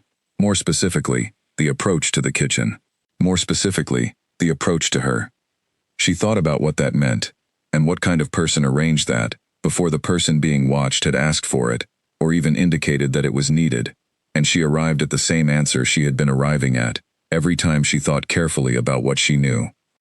The kind of person who arranged that was a person who had understood the danger before she had spoken it, and had moved to address it without waiting to be asked, and had done it quietly, without making it a demonstration of anything, simply as the obvious correct action.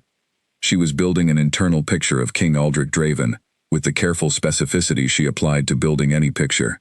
She was building it from what she had read, from what she had observed, from one long conversation, and from the actions she could infer from their effects, and the picture that was emerging was consistent across all of those sources, and was considerably more detailed than most pictures she had assembled from a shorter acquaintance.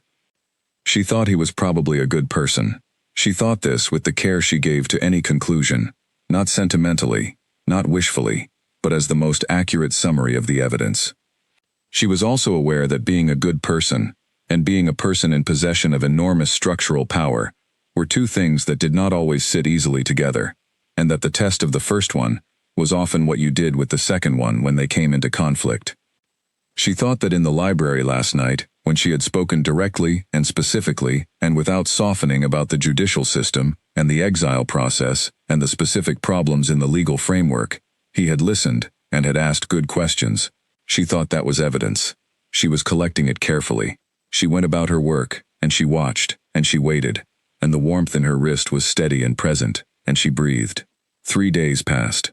On the surface of the estate's daily life, those 3 days looked like the continuation of the royal inspection, meals conducted with the correct level of engagement, morning territory reviews that followed their scheduled format, evening conversations that stayed inside appropriate topics. Beneath the surface, the king's intelligence staff worked through nights, and 2 of the royal guards stood quiet rotations in the kitchen corridor, without uniform markings, watching. Mira Caven watched too. She had been watching the king since his arrival, with the focused patience she applied to everything that mattered to her. What she had observed in those first 3 days was not what she had anticipated, and what she had observed in the 3 days since was progressively more troubling. She had spent 2 weeks before his arrival, carefully positioning herself.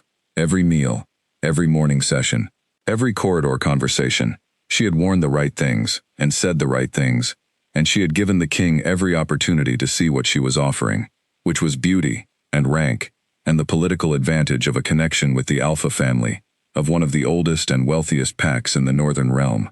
She had given him every opportunity. He had given her exactly the polite attention he gave to everyone. But his eyes moved wrong.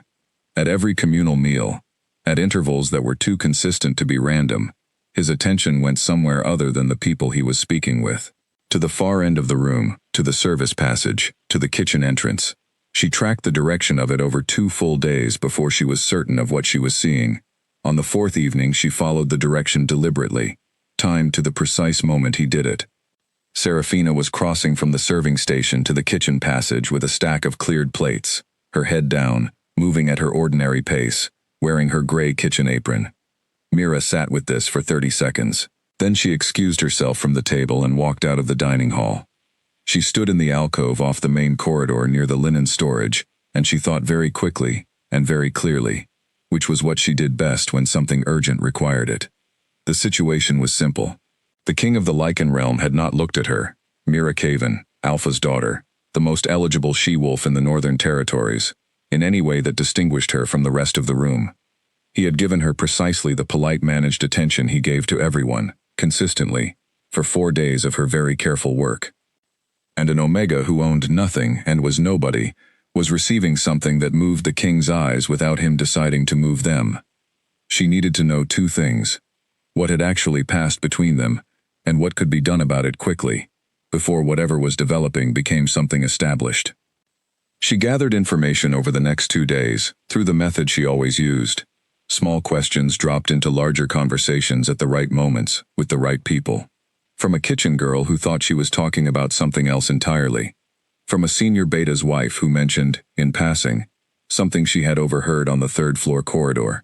And from one of the king's junior guard members who had been more forthcoming than he should have been after 2 hours of Mira's very focused conversational attention during an evening when she had needed information and had decided this was the most efficient way to get it. What she assembled from these 3 sources was this. There had been contact, private contact, at an hour that did not match anything on the official schedule, and there had been a note, a private communication from the king's side intended for Serafina. The junior guard thought it was an invitation to meet, though he was not certain of the details. Mira moved fast.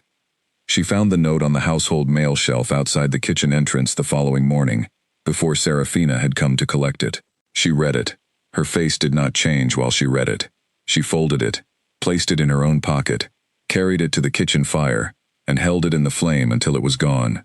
She went directly from the kitchen fire to her father's study. Lord Gareth Cavan listened to his daughter without interruption. When she finished, he stood at his window with his hands behind his back and his jaw set in the controlled way of a man who was thinking very quickly and building distance between himself and a decision that was already made. He was a man who understood political threats instinctively. He was also a man who understood the necessity of clean hands. "We need cause," Mira said, before he had spoken. "Exile requires documented cause. We need something that produces a cause cleanly and quickly." "I know nothing," her father said, in the careful tone of someone choosing every word, "about what gets found when an investigation is conducted with a clear desired outcome. I know only that when an accusation is brought against an Omega, with no family and no sponsor, this pack has very little reason to question the process." He paused. "The goal is to remove her from the estate. Anything else is incidental." He sat down at his desk and picked up his papers. The conversation, to his mind, was concluded. Mira left the study. The ring belonged to a junior member of the king's party, the same one who had provided so much useful information during their earlier conversation. He wore it on his right hand, a heavy gold signet, and had removed it during an afternoon practice session in the lower yard, leaving it on the bench beside his coat while he drilled. A member of Lord Cavan's personal household staff, a quiet beta named Seth who had served Cavan for 6 years and understood the nature of that service thoroughly, retrieved the ring from the bench. He passed it through the household to Mira's personal attendant, who held it until evening, when Mira took it. Mira held it for 4 hours. At 1:17 in the morning, Seth entered the kitchen. He moved carefully. The sleeping arrangements in the kitchen were not a secret. Nothing about Omegas was ever considered worth keeping private. He knew which pallet was Serafina's, and where it sat against the wall. She was asleep, breathing evenly and deeply. Ada and Finn were equally still. Seth crouched at the base of Serafina's pallet and pressed the ring into the narrow gap between the wall stone and the pallet's wooden base, working it in until it was not visible from above, but could be found easily by someone who was looking for it. He stood and left without making a sound. At 5:30 in the morning, 2 senior betas entered the kitchen. Serafina had been awake for 10 minutes. She was at the hearth, adding the morning wood, when the kitchen door opened. The betas came in. One of them addressed Helga in a voice that was too formal for the hour, and too formal for the room, and Helga's face went still, in the way it went still, when something very wrong was entering a space that had been peaceful a moment before. The second beta moved to Serafina's pallet. He pulled it aside. He crouched at the wall. He reached into the gap between the wall and the pallet's base.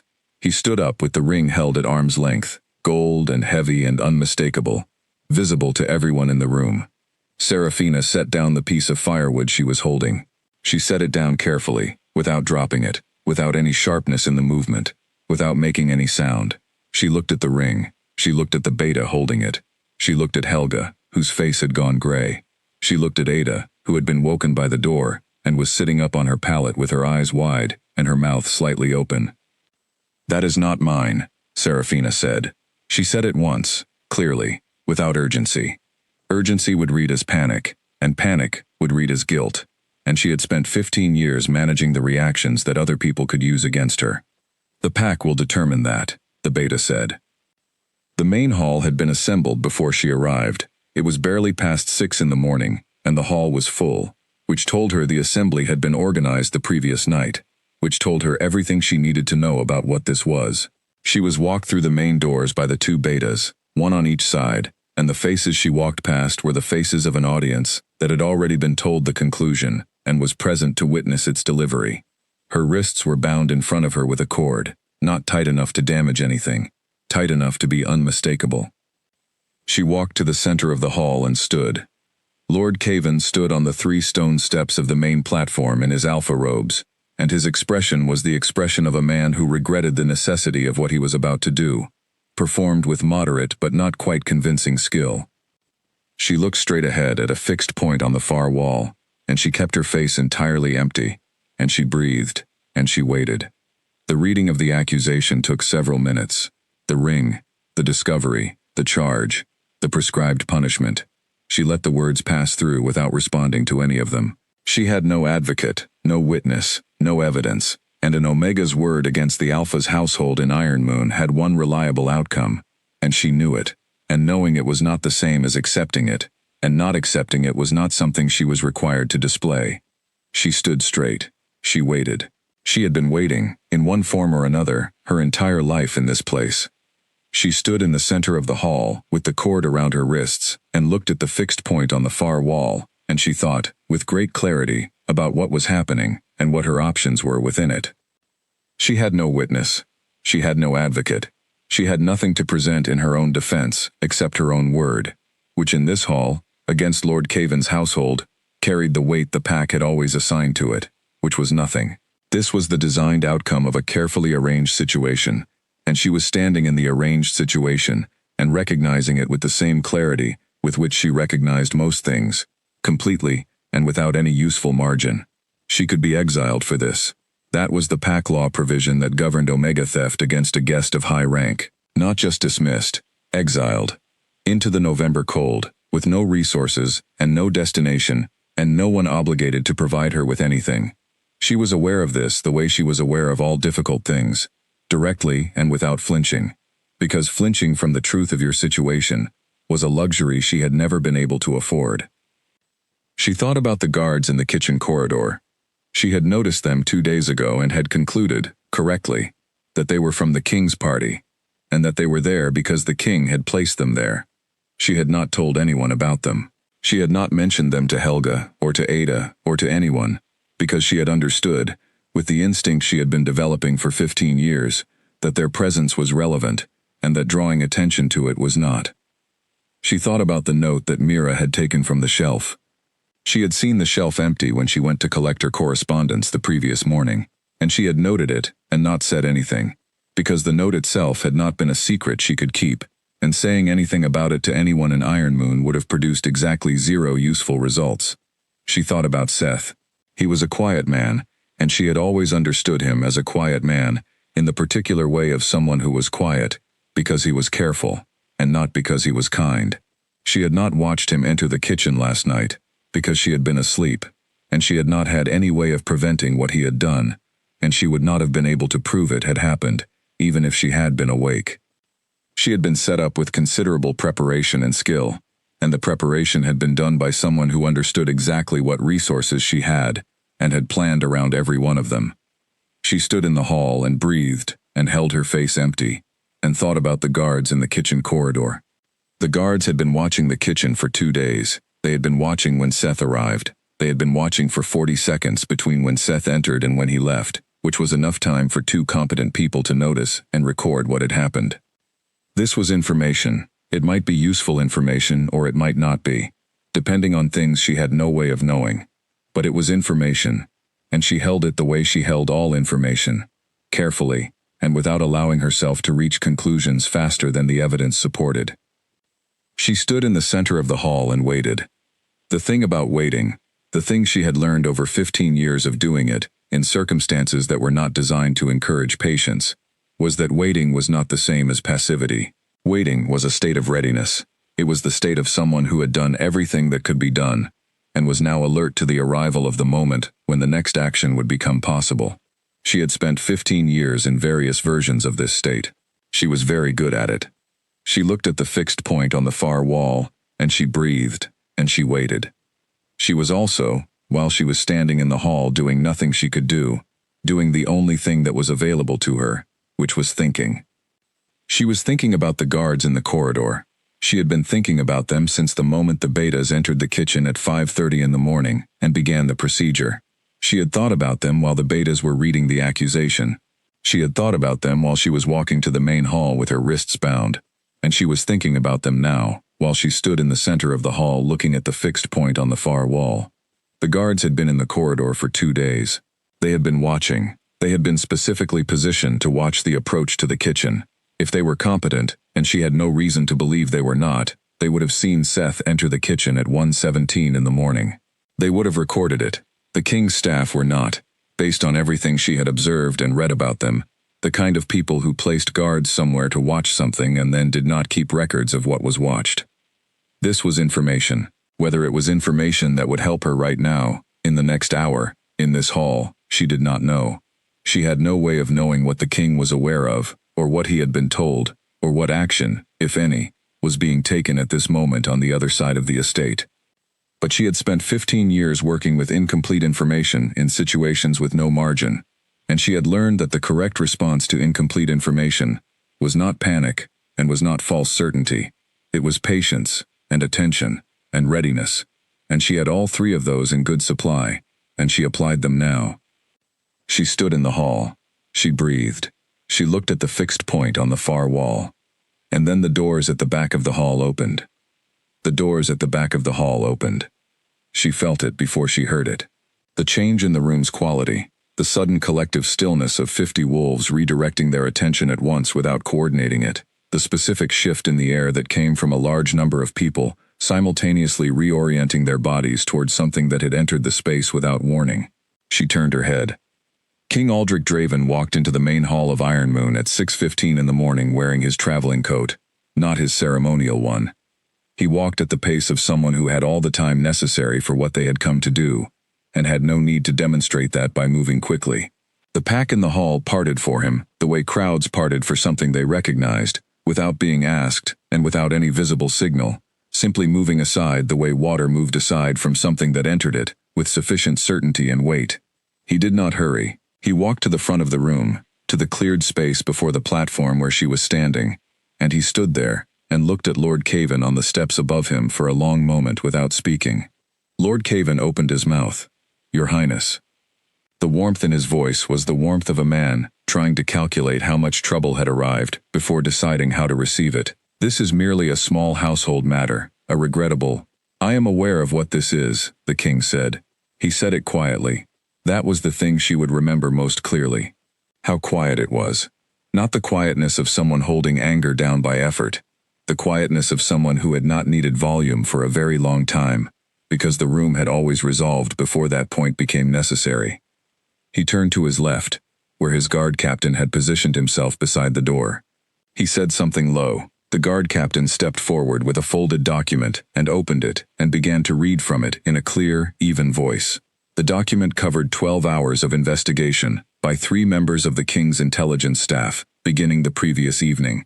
It covered the movement of the signet ring from the lower yard practice bench, confirmed by 3 witnesses who had been present at the afternoon session, and whose accounts of the ring's presence and then absence were consistent and independently provided. It covered the chain of handling from the bench to the Alpha's household staff, documented through testimony from people who had been questioned separately and whose statements aligned. It covered Seth's movements after midnight, observed and recorded by 2 royal guards who had been stationed in the kitchen corridor for the past 4 days, without identifying markings, who documented Seth entering the kitchen at 1:17 in the morning and leaving 2 minutes and 40 seconds later.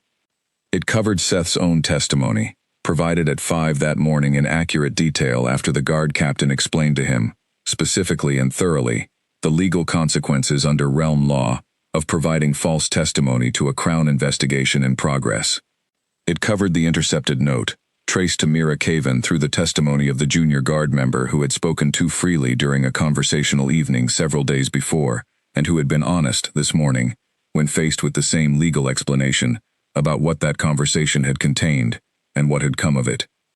The guard captain finished reading. He folded the document. He stepped back. The hall was the quietest Serafina had ever heard it. 50 wolves, and not one of them making a sound. The silence was so complete that she could hear the fire in the east hearth, the small, constant sound of wood settling. Lord Caven's face had gone the gray of old ash. He stood on the 3 steps in his formal robes, and he looked like the platform was dissolving beneath him, and he had not decided whether to acknowledge it. His jaw was held tight. His hands were at his sides. He was a man who had spent his entire life constructing situations that produced outcomes he wanted, and this situation had produced an outcome he had not wanted, and the specific quality of not knowing what to do next was visible on his face, for possibly the first time in his adult life. The king looked at him. Just that. A long, level look that required nothing else to accompany it. "Lord Caven," he said. He said it quietly. The same quiet he used for everything. The quiet that had more weight in it than most people's raised voices. "You have been keeping the Lycan Queen's dishes clean." He let that sit in the air of the hall for exactly as long as it needed to sit. "I will not forget it," he said. He turned. He walked to Serafina and stopped in front of her. She looked at him and did not look away, because she had spent 15 years developing the capacity to look at difficult things directly, and whatever was in his silver-gray eyes right now was not difficult. It was the expression she had been trying to name since the courtyard, the expression she had seen in the banquet hall when the laughter died, the expression in the library at 2 in the morning when he had said her full name before she gave it to him. She could name it now without effort. Certainty. Complete and unhurried certainty. The expression of someone who had found what they had been searching for and was not going to look away from it. He reached into his coat and removed a small folding knife, clean and sharp, the kind kept for correspondence and other precise tasks. He looked at the cord binding her wrists. He placed the blade against it and cut it in a single clean stroke, and the cord fell to the floor. She had not expected the physical sensation of the release. The tension in her wrists simply ended, and her hands opened slightly, and she took a breath that was less even than she intended. She was exhausted. She had not slept, and she had been standing in this hall for nearly an hour, and her knees ached, and there was a bruise on her left ankle she had not acknowledged because acknowledging it would have required stopping, and she had not been able to stop. He did not step back after cutting the cord. He stayed close enough that she could see the exact expression in his face, which had not changed. She looked at him. He looked at her. The hall around them was completely silent, and for a moment it was just that. 2 people in a cleared space, looking at each other with the entire complicated weight of everything that had led to this moment present between them. Then he turned to face the assembly. "I will be extending the inspection to the Eastern Territories," he said. His voice was the same quiet it had been for everything. "I will also be initiating a formal governance review of Iron Moon Pack, to be conducted by the Crown's administrative staff, and concluded within 8 months. A Crown-appointed interim alpha will manage the pack during that period." A pause, short and deliberate. "Lord Caven, you are released from your alpha responsibilities effective today." Lord Caven said nothing. He sat down on the top step of the platform, not as a considered decision, but as the physical result of something giving way. The hall remained silent. The king turned back to Serafina.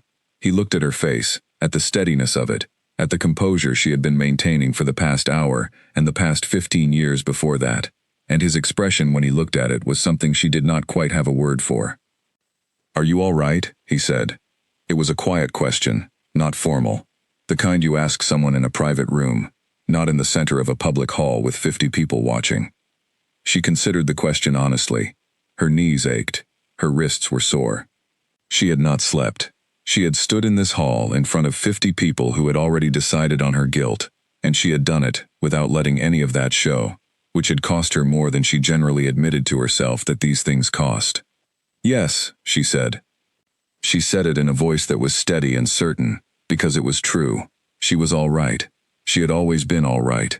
Being all right had been her primary occupation for 15 years, and she was very good at it. He heard it. He did not press it. He simply looked at her for one more moment with the expression that meant something complete, and then he turned back to the hall to deal with the rest of what needed to be dealt with, and she stood beside him in the cleared space at the front of the room and breathed, and waited, and for the first time in a very long time, did not wait alone. She was very aware, in those minutes while the king addressed the room and completed the formal steps of what he had come to do, of the specific quality of standing beside him in the cleared space at the front of the hall, not behind him, not at a careful distance, beside him, at the position the old text described as the position of equals, the one that required both parties to be standing in the same cleared space, with no arrangement of the room between them.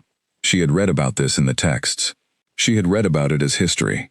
She was now standing in it, in the Iron Moon main hall at 6:15 in the morning, with her wrists still showing the marks of the cord, and the difference between reading and standing in something was still, even now, surprising.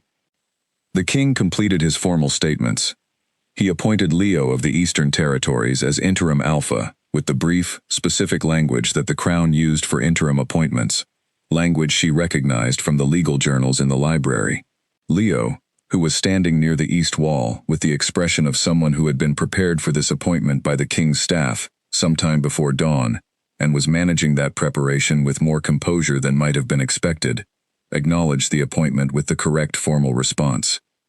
Lord Cavan remained on the platform step. He did not speak. He did not rise. He sat with the specific quality of a large and important structure that has discovered a load-bearing element was not where it believed it to be, and was redistributing weight accordingly. She had known Lord Cavan for 15 years, and she had in those 15 years seen him in every mood and state that power and comfort could produce, and she had never seen this one, and she looked at it with the same level attention she gave to everything that was new and wanted to be understood. Mira was still 20 feet away, still with her hands at her sides, still with her face composed in the controlled way. She had not moved during the reading of the investigation summary. She had not moved when Seth's name was spoken. She had not visibly reacted to the description of the intercepted note. Serafina watched her with the quiet attention she had applied to Mira for years, and observed the composure and respected it, the way she respected any skill that required significant effort and was well executed. Composure in the face of complete exposure was not a simple thing to maintain, and Mira was maintaining it. But the composure had a quality to it, now that it had not had before, a finalness, the quality of a door being closed. Mira Cavan, Serafina thought, was a person who would process this privately and thoroughly, and would not allow herself to be seen doing it, and that was perhaps the truest thing about her, more defining than the cruelty or the calculation, that she could absorb a total collapse of her plan and present nothing to the room that could be used against her. She had her own kind of strength. It was pointed in a direction Serafina found unfortunate, but it was real strength. The king was finishing the formal procedures. He was speaking briefly to Rowan about the administrative steps for the governance review, quiet and practical, the language of someone doing the next thing on a list that had been prepared in advance. He spoke briefly to Leo about the immediate needs of the transition. He was managing the situation the way she had observed him managing everything, without waste, without drama, without any particular investment in the ceremony of it beyond what the ceremony required. At some point she became aware that Ada was near her. The girl had moved through the crowd during the formal proceedings, and was now standing at the edge of the cleared space, not quite inside it, respecting the boundary, but close. Ada's eyes were very wide, and her face had the expression of someone who had been crying, and had stopped, and was uncertain whether she was finished. She was looking at Serafina with an expression that was too large for the specific circumstances of this morning, and that contained, Serafina understood, 15 years of history compressed into this single moment of seeing what had happened and what was going to happen. She gave Ada the smallest possible nod. Just that, a minimal acknowledgement of her presence and of what the presence meant. Ada's face did something complicated, and then settled into something that was still too large for the morning, but that was, at its core, relief. The king turned back to her. "We will leave for the eastern route tomorrow morning," he said. He said it quietly and directly, the same register he used for everything, and she heard in it, not just the logistics, but the intention beneath the logistics, that tomorrow morning, she would be leaving Iron Moon, that the inspection extension gave him the cover, and the time to do the rest of what needed to be done before the announcement, and that she would not be spending those weeks in the Iron Moon kitchen. She had not thought about what leaving would mean. She had been so focused on surviving each immediate situation that she had not allowed herself to think past it, and now the past of it was here, and she was going to have to think about it. She thought about the kitchen palette. She thought about Ada and Finn. She thought about the library, The broken lock and the broken window latch, and the chair that had shaped itself to her over 8 years, and the old unnamed text on the back shelf. She thought about the loose stone in the kitchen wall. She thought, with the same clarity that she applied to everything, that she was not going to be sad about leaving. She was going to be something much more specific and much more useful than sad. She was going to be alert. She was going to be exactly who she had always been, in a context that was finally going to allow that to be visible. "Yes," she said.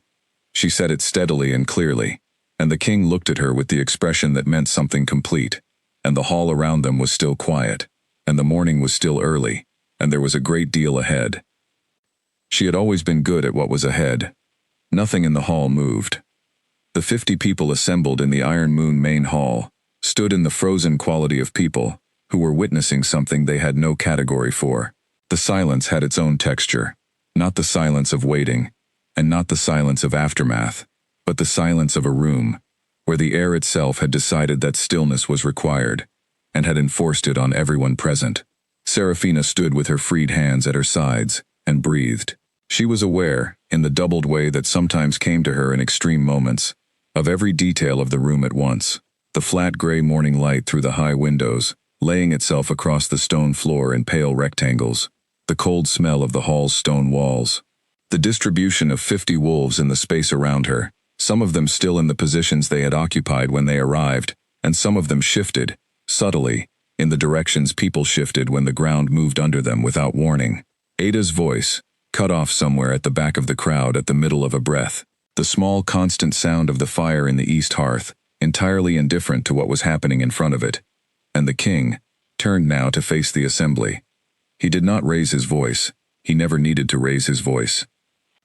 "Under the authority of the Lycan crown," he said, "and under the ancient laws of the blood bond, which predate every pact charter and every rank system and every governance structure currently in use in this realm, I am exercising my right of declaration." The phrase moved through the room like a physical thing passing through water. The older wolves were the first to respond, the ones whose Lycan blood had been running long enough that the word activated something below the level of thought. Several of the betas near the front straightened simultaneously, without deciding to. Lord Caven, on the platform step with his elbows on his knees, looked up from the floor. Mira, 20 feet away, with her dark hair still precisely arranged, went very still, in the particular way she went still, when she was processing something she had not anticipated, and was not yet ready to respond to. The king spoke in the old language. Seraphina knew the old language from the library. She had taught herself to read it over 3 years of patient study, working through the grammar piece by piece, with no teacher, and no resource other than the texts themselves, and the cross-references she found in historical documents, where the same phrases appeared in translated forms. She had read the Declaration of Recognition in the old text. She had read it several times, in fact, in the weeks when she had been reading everything in that section of the book very carefully, and telling herself she was reading it purely out of historical interest. But reading words on a page and hearing them spoken aloud by the person who held the legal authority to speak them were entirely different experiences, and the difference between them was the difference between understanding what a fire was and standing in one. He spoke the 7 lines. The language was not theatrical. It was precise, built not to impress but to last, chosen by people who needed it to mean the same thing, in 4 centuries, that it meant the day they wrote it. Each of the 7 lines said one thing. Together they said, "I see what was hidden. I name what was denied. What was placed at the bottom was placed there by human error, not by blood or fate. I correct that error now, before this assembly, under the law that supersedes all other law. She is what the blood says she is. I am what the blood says I am. These things are no longer in question." He knelt. One knee, the right one. Not both knees, which was submission. One knee, the right one, which was the king's acknowledgement, the recognition of an equal. The only kneeling posture a Lycan king adopted, reserved by law and 4 centuries of tradition, for a single circumstance and one only, the formal acknowledgement of the true queen. The last time it had been performed, according to the record she had read in the library 2 years ago, was 312 years before. She looked down at him kneeling at her feet. At the back of the hall, Ada grabbed Finn's arm with both hands and held on. Near the west wall, 3 betas, Older wolves whose Lycan blood ran deep enough that the instinct operated below the level of thought, dropped to one knee without deciding to do it. Then 4 more, then 6, then more, moving through the assembled pack in a wave that built its own momentum, the biological response of Lycan wolves to the presence of a recognized true queen, which the old text had described as involuntary, and which was exactly as described, the body knowing what the mind had not yet fully arrived at. Not everyone knelt. Mira did not. Several of the younger betas did not. Lord Caven, on the platform step, did not move. But enough did that the hall had the quality of a room that had been physically rearranged by something, and the weight of it was absolutely real. Seraphina's left wrist blazed. Not warm, not faint. Blazing. The soul brand in full recognition. Silver white and clear and completely visible. The crescent and its winding root lines burning with a steady light that she could see without looking down, that cast a small silver edge on the stone floor at the king's knee, that was visible from the back of the hall. It was the light the old text described, constant and clear, and burning, the way things burned when they had been waiting to burn for a very long time. She heard the sounds from the hall, the small involuntary sounds of people seeing something they had been told was old story, seeing it alive, and immediate, and undeniable, right in front of them. She heard the specific quality of the silence that followed those sounds. She was aware of all of it.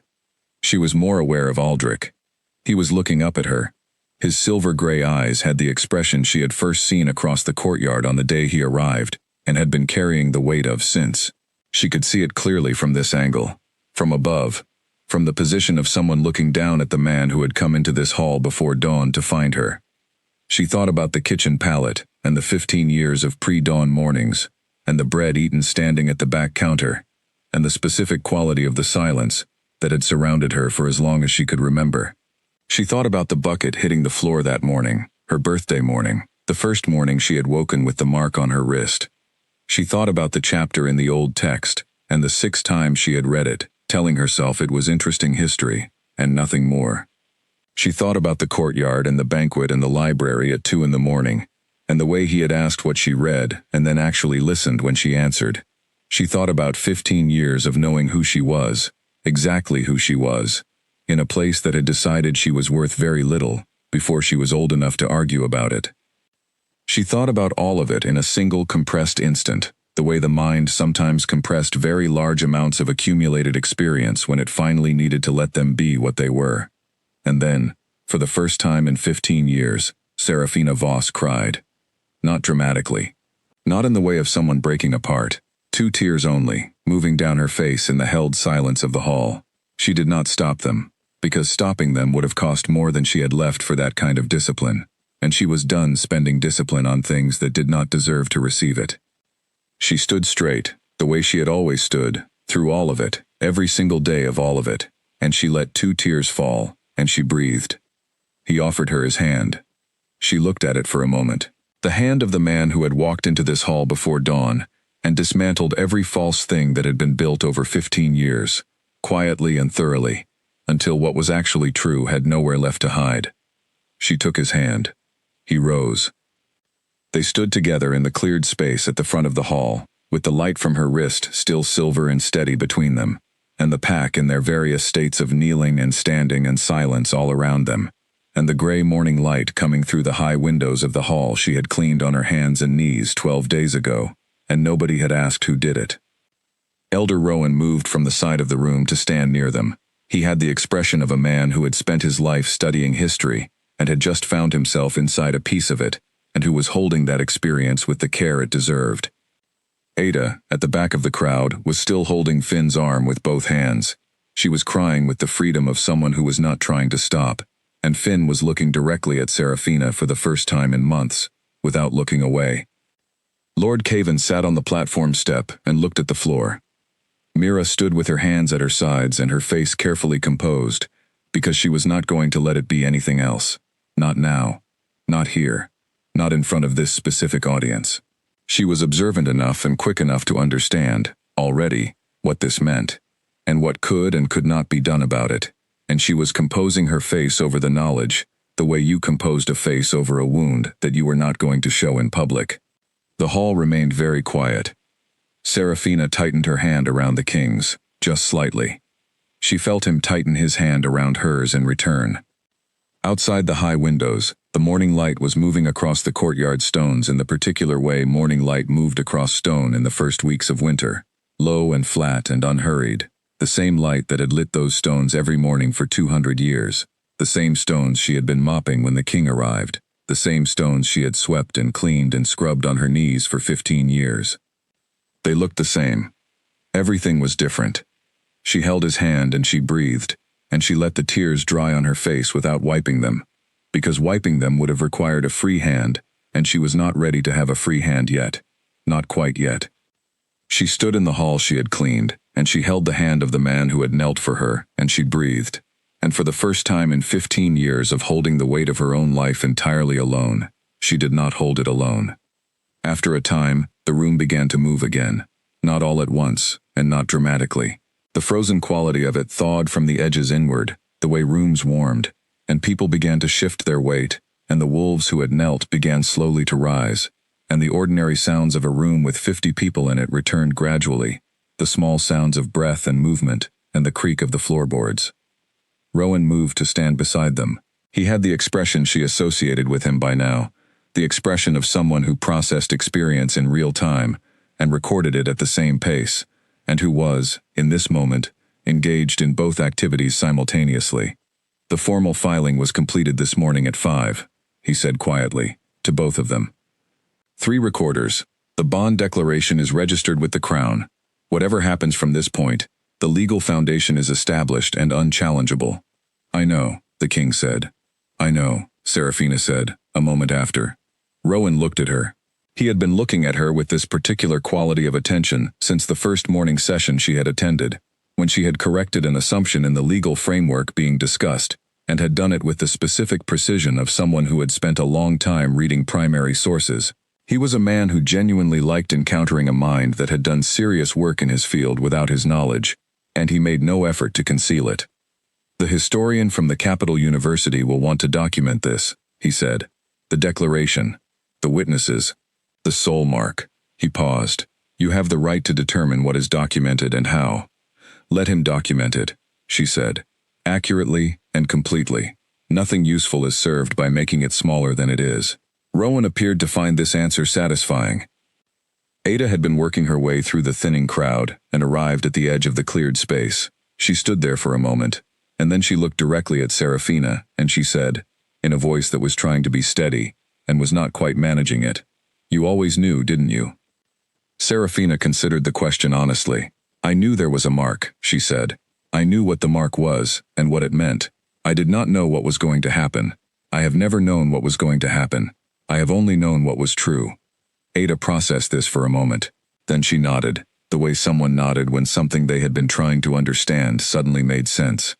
Finn was standing behind Ada, with his hands in his pockets, and the expression of someone who was not certain what was appropriate in this situation, and was waiting for someone else to navigate it first. He looked at Serafina for a moment, and then he said, You were always better at reading than any of us. It was not what she would have expected him to say. It was also, she thought, the truest thing he knew how to offer her, and she received it in the spirit it was given. Thank you, she said. Lord Cavan had, at some point during the proceedings, been removed from the platform step by 2 members of the King's Guard, and guided to an anteroom. She did not see it happen. She heard about it later, from Rowan, who described it in his characteristic way, briefly, accurately, and without editorializing. Lord Cavan had gone without resistance. He was a man who understood power, and the power in the room this morning was not his, and was not going to be. And he had understood this before any of the rest of it became formally established. He had gone quietly. She thought that was probably the best thing that could be said of him. The mark on her wrist had subsided from its blazing recognition light to a steady silver warmth, which the old text said was the normal resting state of the brand after full recognition was complete. She pushed back her sleeve and looked at it. The crescent and its winding root lines were clear and bright, no longer the faint silver of concealment, but the steady silver of something that was no longer required to hide. She had been hiding it for 3 weeks. She had been pressing her sleeve down past her knuckles and being careful about lamplight and managing the warmth of it with the practiced containment she applied to all things that needed to be contained. She had done it because it was necessary. It was not necessary anymore. She stood in the hall with her wrist visible and the mark showing, and she breathed, and she held the king's hand, and she did not hide anything. It was, she thought, the strangest and most complete feeling of her life. The morning of the Omega Rights Accord signing was clear and cold, a hard, pale winter light coming through the north-facing windows of the throne room, and laying itself flat across the stone floor, in long rectangles that did not quite reach the table where Serafina was working. She had been in this room every morning for 3 months. She had been working on this accord, in one form or another, for considerably longer than that. She stood at the broad stone table near the west window, reviewing the final draft with Elder Rowan, who sat across from her with the deliberate efficiency he had developed in 3 months of daily working sessions. He had, in those 3 months, moved past the careful formality he had initially brought to their interactions, and arrived at something more direct, which suited her considerably better. He had told her once that she reminded him of the second Draven Queen, 4 centuries back, the one who had reorganized the realm's water management system and rebuilt 6 trade roads in 7 years, and whose official portrait showed a woman who appeared to be composing a list in her head while someone painted her. Serafina had thought that was an accurate and very good compliment. The accord was the result of 4 months of sustained work, 2 months of her drafting and revising, working through every point she had been building toward since she first read the pack governance texts in the restricted library at 14 years old. 1 month of legal review with Rowan, and 3 pack law scholars she had brought in from the Eastern Territories, chosen specifically because they were not from Iron Moon, and did not have the specific blind spots that came with having grown up inside the system she was trying to reform. And a final month of negotiation with the 12 senior pack alphas of the Northern Realm, 6 of whom had initially resisted, and 4 of whom had ultimately come around not because of political pressure, but because she had met with each of them individually, and spoken in the way she spoke with everyone, directly and specifically, and without softening anything for palatability, and she had not found a single point in her argument that they could successfully dismantle. The accord established, for the first time in the realm's recorded history, that rank could not be used to deny any wolf access to food, shelter, fair working conditions, legal representation, or protection from deliberate harm. It established an independent review process for exile cases involving Omega-ranked wolves, requiring examination before any sentence was carried out. It created a formal registry for Omega grievances, administered by an office reporting directly to the Crown, and it included a provision she had drafted on a sleepless night in her 2nd month at the palace, in language specific enough to close every loophole she had spent 15 years watching people use, that prohibited the use of an Omega's rank as the sole basis for dismissing testimony in any pack legal proceeding. It was not everything. She kept a list in her notebook of the things that were not yet in the accord. She worked through that list every morning before the day's formal business began. She expected it to take several more years to address fully, and she was not troubled by this. She had always been capable of working on a long timeline. Long timelines were where she was most effective, because most people's impatience created gaps that patience could fill. Ada sat at the small desk in the corner of the throne room that Serafina had set up for her 6 weeks ago, working through a stack of correspondence with the focused speed of someone who had become, in a short time, considerably more capable than anyone had expected. She had arrived at the palace on an autumn morning, with 1 bag, and the expression of someone not quite certain they had read the letter correctly. Serafina had met her in the outer courtyard herself. No formal reception, no ceremony, just walked out and said hello. Ada had said, "Your Majesty." Serafina had said, "Serafina is fine." Ada had said, "I genuinely cannot do that." Serafina had said, "You will." Ada had gotten halfway there in 3 months. They both considered this reasonable progress. Finn had stayed in Iron Moon, which Serafina had expected. He was building a future there, and she had helped ensure the ground beneath it was solid. His rank had been formally reassessed and documented as part of the Crown's ongoing governance review of the estate. He had written her 2 letters, both careful and formal, both containing somewhere in the middle paragraph the thing he actually wanted to say, surrounded by formality, the way you surrounded something fragile with packing material. She had written back to both. She had been direct, because directness was the only thing she had ever known how to be. Iron Moon was under Crown governance review managed by Leo, the interim alpha from the Eastern Territories, who was competent and honest and somewhat overwhelmed. She had told him that being overwhelmed was the appropriate response to the situation and was not a reflection on his capability, and he had appeared to find this useful. She checked in weekly, read every report, annotated the ones that required annotation. The review would take 8 months. She was managing it carefully. She had visited the estate once, 6 weeks after the declaration. She had walked every corridor and reviewed every record, and asked every question she had accumulated over 15 years of working inside a system that had never been designed to answer to someone like her. She had been to the banquet hall, which was in the early stages of its conversion to the PAC's first community education space, with a library component that would be open to every rank without exception. Her insistence, her specific language in the design documents. She had walked the East Wing corridor, and she had been to the restricted library. She had stood in the library alone for a long time, the familiar smell of dust and old leather, and the specific quiet of a room where no one had gone for years, the chair at the reading table, the lamp hook on the east wall where she had always hung her lamp. The loose stone in the kitchen wall where she had kept the lamp was back in the kitchen, still loose, still its own small secret. She had taken the old unnamed text from the back shelf of the eastern case, wrapped it in the cloth she had brought for exactly that purpose, and carried it home in her own bag. It was now on the table beside her bed. Reading it now was different from reading it in the library. Not the chapter on the soul brand, which she knew as well as she knew anything. The later chapters, the ones about the historical record of bonded pairs, and what they had built, and what the bond looked like lived rather than described. Reading those chapters now had a quality she had not anticipated, not vindication, something quieter than that, recognition. The experience of reading words that described something she now knew from the inside, and finding that the description was accurate. Rowan set the final draft down and looked at her across the table. "One suggestion," he said. "The appeals clause in Section 3. A language clarification." She read the clause. She read it twice. He was right. There was an ambiguity she had noted and not fully resolved. She amended it in 3 words, read the amended version, and agreed it was better. "Then we are ready," Rowan said. 11 of the 12 senior PAC alphas signed that morning. The 12th had sent his signed acknowledgement from the road. The Crown legal staff witnessed each signature. The historian from the Capital University, who had arrived with 3 assistants and barely contained energy, documented the proceeding with thoroughness. Ada watched from her corner desk with an expression she was not quite managing to keep neutral.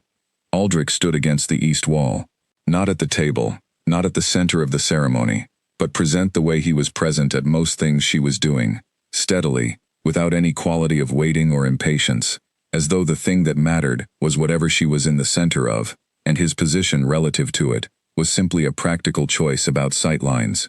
She had noticed this about him across 3 months of living and working alongside him, the consistent way he stood at the edges of things she was in the middle of, not behind her and not directing her, simply there.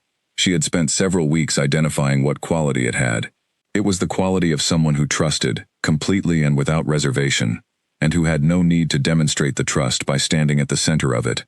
She signed her name last, as protocol required, the Crown's signature closing the document.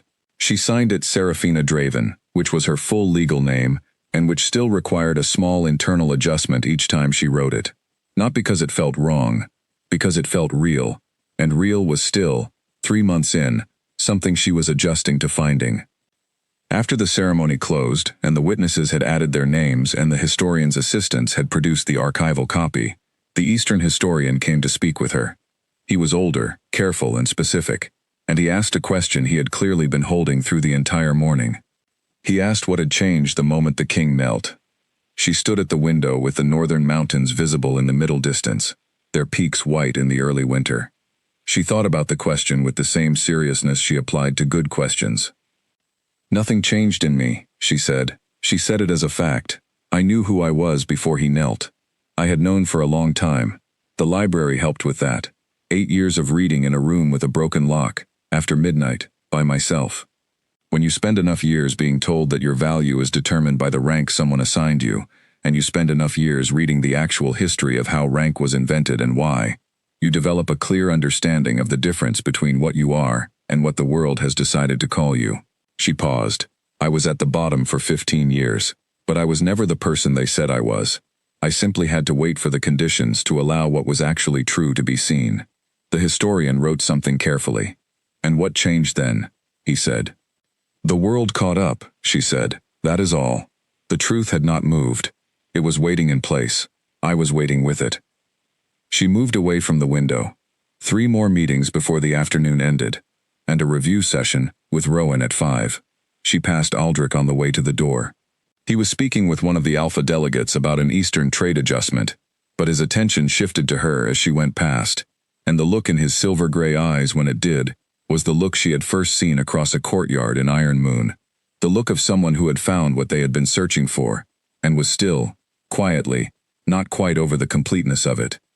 She gave him a small nod. He returned it. She went through the door and into the corridor and kept moving.